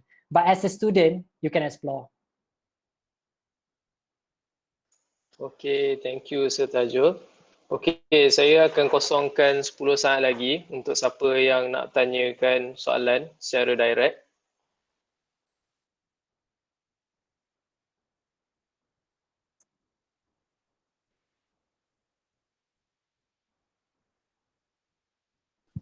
Hello, Assalamualaikum. Okay, waalaikumsalam. Hello. Zahid. Waalaikumsalam. Rambut kita kumas. Thank you for the presentation. Just nak tanya, because of in terms of technological advancement in terms of architecture kan, because I'm right now just want to give a brief background on my project, because right now I'm doing about floating architecture, meaning sekarang ni we see a lot of banjir punya situation, right? So I'm looking towards to using that kind of technology implementing in Malaysia. But like you said, it's about supply and demand. Tapi during your studies, do you feel demotivated because you don't see this thing being implemented in real life? And you know that we will head to an energy crisis in the future where we will rely on algae as a potential to generate the energy. But you don't. Do you ever felt demotivated because this is Malaysia, we're not going to go there lah, because kita still conventional and we're not going to move forward with our technological advancement. So my question is, how do you keep yourself interested in the technology that you search throughout your studies? Thank you. Okay, thank you, Zahid. That's a very good question. So demotivated, yes, I have faced that several times. Sebab you see macam I mentioned before, microalgae have been planet Earth ni for more than billion years. Lagi lama daripada kita. Padahal kita tak betul-betul manfaatkan dia punya potential. Kerana kita tak tahu pun, ramai daripada kita tak tahu pun microalgae ni wujud. So benda tu, yes, demotivated. Demotivated that the awareness on this subject is not widely spread lah to Malaysia ataupun kat mana-mana. So going through my design, dia macam I have this eagerness to actually prove this scheme work. So macam ada sometimes macam I kena criticism. I selalu kena criticism. Kenapa you buat benda ni macam tak realistic? Kenapa you macam fikir yang masa depan? Kenapa you tak focus on apa yang existing? So this is where I have to counter propose lah. Macam I have to convince them the potentials. Sebab kalau I nak kata pasal, so what I did was I tunjukkan all this keburukan dulu, all this keburukan of this conventional system. The story tu kena start dengan narrative lah. Every time you wanted to counter propose, you should have a narrative description on why, what is happening right now, and what is going on, and how do we solve that problem, and to go about it. You akan masuk that proposal on your proposal. Betul, sometimes kadang-kadang my proposal was rejected kadang-kadang a few times. Macam I went to GDP, the first script was good, the second one was very bad. Sebab apa? Sebab dia kata you ni cakap banyak sangat pasal algae. I nak dengar pasal bangunan. Faham tak? Dia cakap the first script was macam, wow, dia macam impressed. Okay, I tak sabar nak tengok scheme you. Tapi bila I dah moving on to the second script tu on GDP, dekat GDP tu, tiba-tiba dia kata macam, you ni baik sangat cakap pasal algae, boleh tak stop cakap pasal algae kejap? Tapi it's hard sebab the whole design was related to algae. So macam, yeah, it's hard. So you will face criticism. So my macam nasihat lah is that if you know what you're doing, then keep going. If you have the eagerness, keep on going. So macam myself lah, macam I have this eagerness sampai I rasa macam I nak buat ni betul-betul in real life. So that is why I took my PhD and tak pergi ke conventional way of doing architecture lah. I korbankan masa I sikit semata-mata untuk teruskan this eagerness dalam diri ni sampai I betul-betul dapat wujudkan benda ni dekat Malaysia. Even in the simplest way ataupun simplest punya produk. So I think that's it. Thank you, Zaid. Okay, thank you, Tajul. Alright. Okay, we move on to the next question. Okay, Assalam. Hi, Sir Tajul. I'm Kimi from Cryptech Studio 07. I want to ask, from your presentation, I saw you really have done an amazing and superb study on ALGA. How long did you take to study thoroughly and in detail for your subject matter in order to understand its system and behavior? What did you do to achieve a better and clearer understanding on ALGA and manage to translate it into your design? Soal design process. Okay, dia as far as I'm concerned lah, the way I do design is that okay, macam I katakan, I don't really have much time dekat my design sebab family to take care of. and I have 2 kids. So the only time that I do design is actually when they are sleeping. So because of that, I have very limited time to actually do works on the computer ataupun to actually realizing it through sketches. So what I did was, I'm always thinking all the time. Every time I tengah jaga baby ke, tengah swap baby ke, tengah bercakap dengan wife ke, I selalu macam question. What can I do? So everything in my mind ni, dia akan jadi penuh tau. You dah buat macam-macam dalam minda you. I never started my design with sketches. I never started my design with computer. It is always started with the thinking. Question, what can it be? What is it about? Why, how, where, who? And from there, I translated all those macam dah penuh di otak dia, baru I translated into my sketches. And then bila I dah translate tu, I akan translate sebanyak mungkin. You can say macam every time I dah design siap dekat my sketches, baru I buka komputer. Faham tak? It is like macam I never do computer to explore design, never. I always use sketches, but sketches is more flexible. Sketches akan closely related to my brain. So benda tu akan sentiasa memberi peluang for me to actually digest things better and to distribute the loads kat my brain to sketches. And if I'm stuck at sketches, if macam I ambil satu A4, I lukis dah penuh, lukis lagi. If I find repetitive punya elements, macam kalau I rasa macam okay, I dah lukis ni, I dah sketch ni, maksudnya I dah capai limit, so I kena masuk komputer, baru I start masuk komputer. Bila I ada masalah dalam komputer, I patah balik kat sketches. That is how I work. Jangan bebankan your load tu towards just thinking. You kena luahkan dalam your sketches, and from your sketches baru you translate to computer punya program. Sebab ramai orang macam I risau macam they are too focused on the software guna Revit lah. You ready pakai apa? Dia tak tanya macam kalau tengok orang, apa konsep you Dia tak tanya tu. Dia akan tanya, you ready pakai apa you pakai software apa That is a common question for architecture student, which is very dangerous lah. Software is the tools. Tolonglah ingat, software is the tools. Always use your sketches, always use your thinking, always brainstorming with your friends. That's how you generate ideas. Even though the projected outcome jadi apa-apa, tapi dia benda sama je. Contoh kalau you design library, at the end of the day dia akan jadi library. Kalau you design museum, at the end of the day dia akan jadi museum. So the only thing that differentiate you with other designers is your way of thinking. So that way of thinking can only be translated in your brain and your sketches. So macam soalan tadi kan kata, sorry, saya dah lari daripada soalan ke? So macam soalan tadi tanya pasal how long did I take? Yes, I take a very long time in thinking and sketching, and my time untuk buat computer program tu sekejap je. Sebab I know what I'm doing. Seriously, I buat sekejap je. So I think that's it. That's how I do things, and that's how long did it take. Thank you. Okay. Saya buka 10 saat untuk orang tanya saya direct. Assalamualaikum. Siapa ni? Sorry. Ini Cik Jeffrey. Architect Jeffrey. Kenal suara ni. Itulah takut dengar. Welcome. I just want to welcome Cik Tajul lah, because I never had a chance. Pergi masuk, I dah step down as a KBP. Tahniah. Also tahniah Cik Tajul. Most welcome to be part of our team as a teaching team, and I'm very proud of you. Ini bukan soalan lah I rasa what you have shared today is very good example of what the thesis should be all about lah. So I think ada beberapa I punya M3 student dia dalam talk pada malam ini. So I rasa kalau you boleh ambil sedikit sebanyak daripada Cik Tajul yang memberi very very good input. Itu saya sekali lagi welcome Cik Tajul, welcome to the team, and enjoy teaching. Thank you very much. Thank you Cik Jeffrey. Thank you Architect Jeffrey. Okay, saya akan bacakan soalan dari Ashha Haida. Hi Tajul, I'm Ash from Master 03.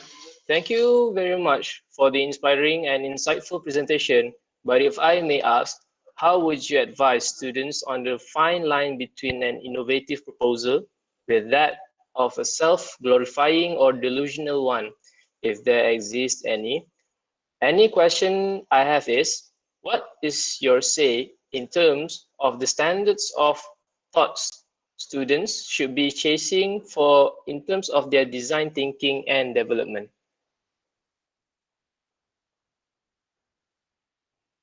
Okay, thank you, Asha, for the question. Oh, that's a very tough question from the president itself.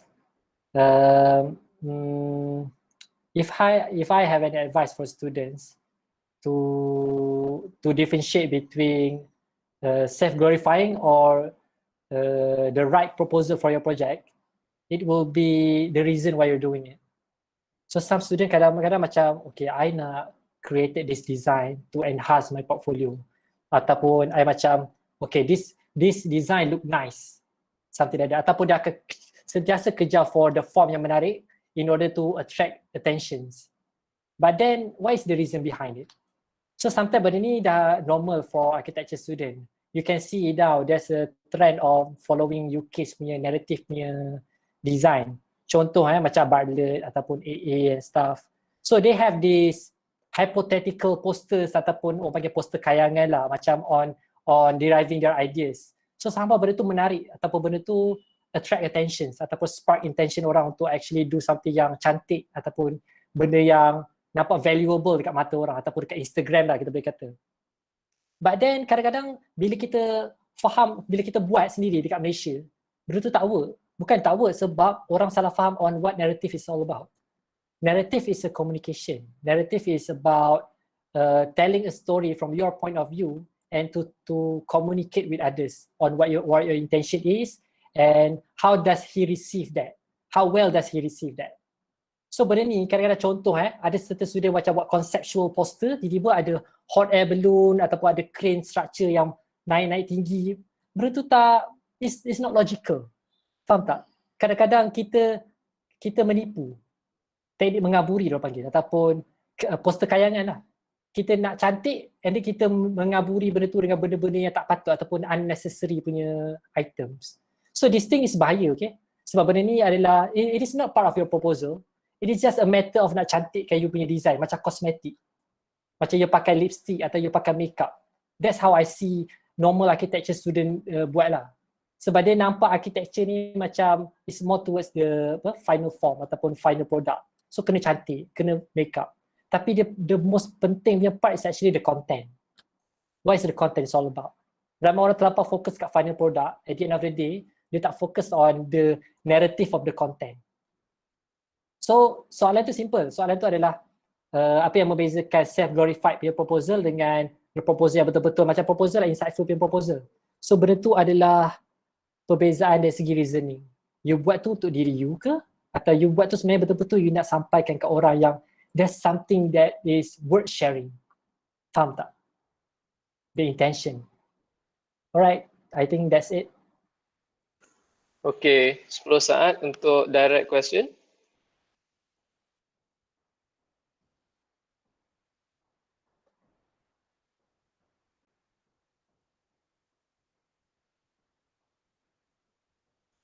Okay, we move on to next question. From Amalina. Hi Tajul, I'm Amal from Master 03. Very insightful and holistic project. Interesting approach on the stairs at the center of the building in one of your projects. It seemed quite dominant, but I was wondering in terms of GFA calculation, does it fall under calculation and services? If it actually falls under your main programs, how do you justify that since stairs usually contribute in the circulation and services percentage? Thank you. Okay, this is a very technical question. Okay, disclaimer, to be honest, I'm not very good with technicalities. That is why I am fortunate to have Architect Putri as my supervisor. Yeah, she always commenting on my services and stuff, the technicalities part. So on this part, as far as I'm concerned, the high-rise, right? The high-rise design, right? So the high-rise design was actually having this circular upward ramp and then integrated with charging station. So it does not fall on under circulation and services because that is one of the main program. So that's the simple answer for the simple question. Okay, 10 seconds for direct questions.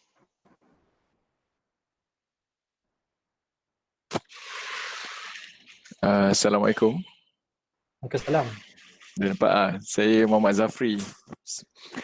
Nak tanya dekat Encik Tajul, apa ni, since waktu study master tu banyak fokus on apa ni study and apa ni developing ideas for algae kan.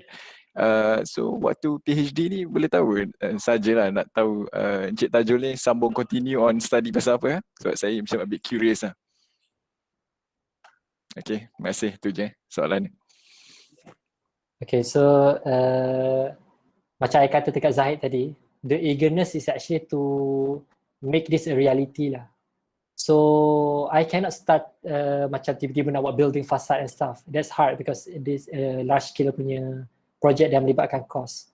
So having the ability to cultivate microalgae, I have been doing that for first few months. Simple je.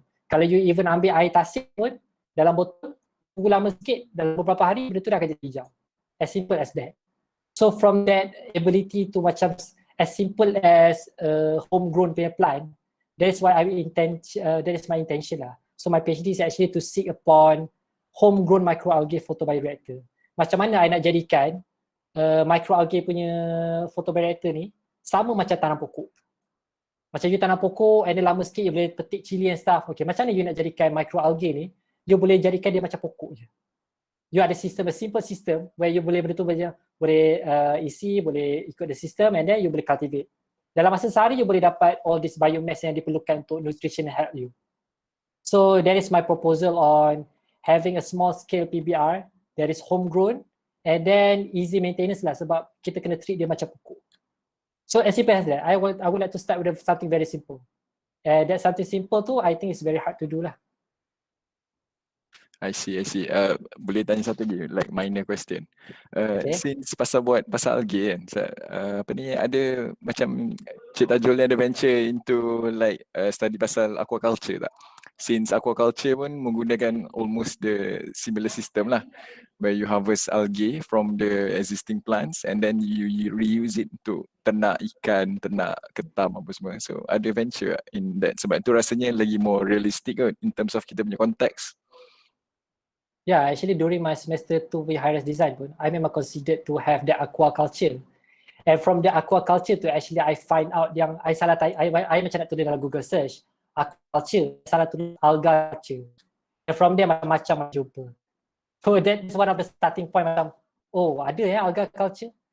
Yes, aquaculture is very much related, sesuai sangat dengan Malaysian context. So kalau aquaculture sesuai, kenapa bukan algae? Sebab algae is supposedly easier, dia punya properties untuk hidup. And then kalau aquaculture orang boleh terima, so I figure out yang macam okay, one day algae ni pun orang boleh terima. So macam yes, I jumpa all this aquaculture. Macam I juga ada macam nak, adakah I patut ikutkan ada algae culture, ada aquaculture in some part of my design. Tapi by the end of the day, I tengok macam okay, algae culture ni terlampau dominant. Dia dah terlampau kuat untuk diintegratekan dengan orang lain. So kalau dia ada dengan orang lain, takut dia tenggelam. So I've been discussing with architect putri and stuff. So I think I stick with algae. That's how I go during my projects. Interesting question. Thank you. Alright, thank you for the good sharing session. Okay, we move on to next question by Ramos. Assalam and hi. I'm Ramos from BSc 08. At which point that you think the idea of algae is your kind style of architecture? Sebab as a student, the exploration conceptual stuff will never stop and we keep chasing for it. But how do you even stop and choose the design that we really wanted to and how to control the design? Thank you. Okay, I have an equation that I personally buat lah. So macam mana I nak control my design ataupun macam mana I nak differentiate between concept, consent and stuff. So you imagine dekat dalam kertas ke apa kalau you nak lukis pun boleh. Ada satu part tu concept, context, content and consent. I ulang concept, context, content dengan consent. So this part ni you imagine macam concept dia akan ada satu baris and ending and then ada satu lagi baris vertical pula adalah consent. So konsep dan consent sentiasa in X version. And then akan ada satu kotak in between, is the kotak context. So ada X, ada plus concept, consent, context, and then in between tu akan ada this part macam content. Banyak. So apa yang nak cakap is, lagi panjang you punya konsep, dia akan menyebabkan your proposal tu akan jadi lagi hypothetical. Kalau you duduk belajar, duduk kaji konsep je, dia akan jadi hypothetical. This is where your consent tu, dia akan main peranan. So your vertical line consent tu is where it is relevant to the client, the users, the cost and stuff. It is what the people need, what the users need. So kalau you punya konsep panjang sangat, you punya konsep automatically akan jadi pendek. Sebab dia dah tak hypothetical in real life. Tapi kalau you punya consent panjang sangat pula, you punya konsep akan jadi pendek. Contohnya macam, okay, I nak design bungalow. Tapi klien dah bagi macam-macam dalam consent dia. Nak ni. So you punya konsep jadi sikit lah. Sebab you nak follow design. And then ada satu lagi konteks. So kotak konteks tu adalah untuk tutup berapa banyak yang ada. So dalam kotak konteks tu adalah contohnya limitation dekat site, limitation dekat dari segi budget, limitation dari segi guidelines and stuff. So benda ni akan constrain you punya thinking. So every time you nak pergi konsep jauh-jauh, you akan bertembung dengan kotak konteks. So kotak konteks yang akan kata macam, okay tak boleh. Guideline dah mention macam ni, you kena follow. So konteks akan stop kat situ. Even though kalau dia keluar pun dia tak akan keluar jauh. So same goes to dengan macam content. Every time you nak buat content macam-macam dalam macam drawings, render, elevations ataupun all this technology, M&E, services, all this content. Kalau dia keluar daripada kotak, maksudnya dia dah luar daripada konteks Malaysia. Dia dah luar daripada konteks site. So hypothetical dia adalah every time dia keluar daripada kotak tu, maksudnya dia dah start consider future lah. Itulah dia jadi hypothetical. Benda yang kita projected belum lagi. So itu saya cakap, kalau you nak ada control over your design in terms of concept and consent and context and constraint, you cuba draw out. So at the end of the day, you boleh nampak kat part mana yang sebenarnya you lebih. You lebih kat konsep ke, you lebih kat consent ke, you lebih kat konteks ke ataupun content. So benda ni yang penting, you kena ada balance. So from that balance, you akan dapat a realistic main project lah. From that balance. And then at the center of the balance, baru you akan jumpa you punya core. Core tu adalah what portrays you. What is you sebenarnya.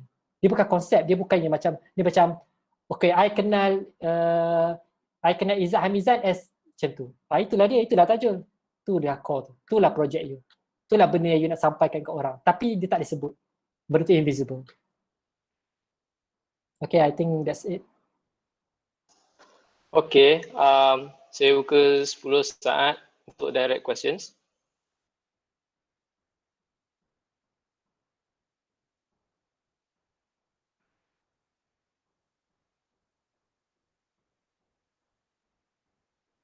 Okay, untuk soalan daripada Balkish Nazrul Amin. Salam and hi, I am Balkish from Master 03. May I ask on how do you balance aesthetic and function? Okay, that's a very hard question. I always macam benda ni as simple as function follow form ke form follow function. So what do you think? So ramai orang macam kata, oh function kena lah follow form. Oh cantik. Ataupun, mana boleh form kena follow function. So benda ni dah tak relevan okay? Dalam dunia sekarang ni, benda ni tak relevan untuk kita follow just routine. Form and function, semua at the end of the day kena kembali kepada purpose. What is the purpose? So macam, kalau the purpose is actually to make a very beautiful building, then go for it. But it's still functioning. If the purpose memang betul-betul untuk functionkan building tu as stuff, you can go for it. My point is macam you have to know what you're doing lah. Macam ramai orang dia macam ada this very skillful skill untuk menjadikan dia punya skill tu very nice. Is that wrong? If the purpose is actually to grab attention, if the purpose is actually in accordance to the context, if the users pun nak benda tu ataupun the concept is also derived towards that, so I think it's not wrong. But then if the concept macam contoh macam tiba-tiba dia buat all this narrative and all this poster presentation yang very gempak-gempak, tapi kadang-kadang content dia tak ada apa-apa pun. Dia punya functionality of the content, dia punya teknologi pun tak ada apa-apa pun. So dia punya design tu kosong, hanya kosmetik. So what I'm saying is macam you have to know your purpose lah. Sebab ada design without even without the aesthetic value, dia punya content tu very good. Dia punya content tu very rich. So at the end of the day, sebabkan the content punya valuable content tu, it actually making dia punya own scheme without actually considering the form. The form to comes later. So it can be form correlation, function follow form, but at the end of the day, it is form follow philosophy lah. What is your philosophy? What is your intention? What do you want to do?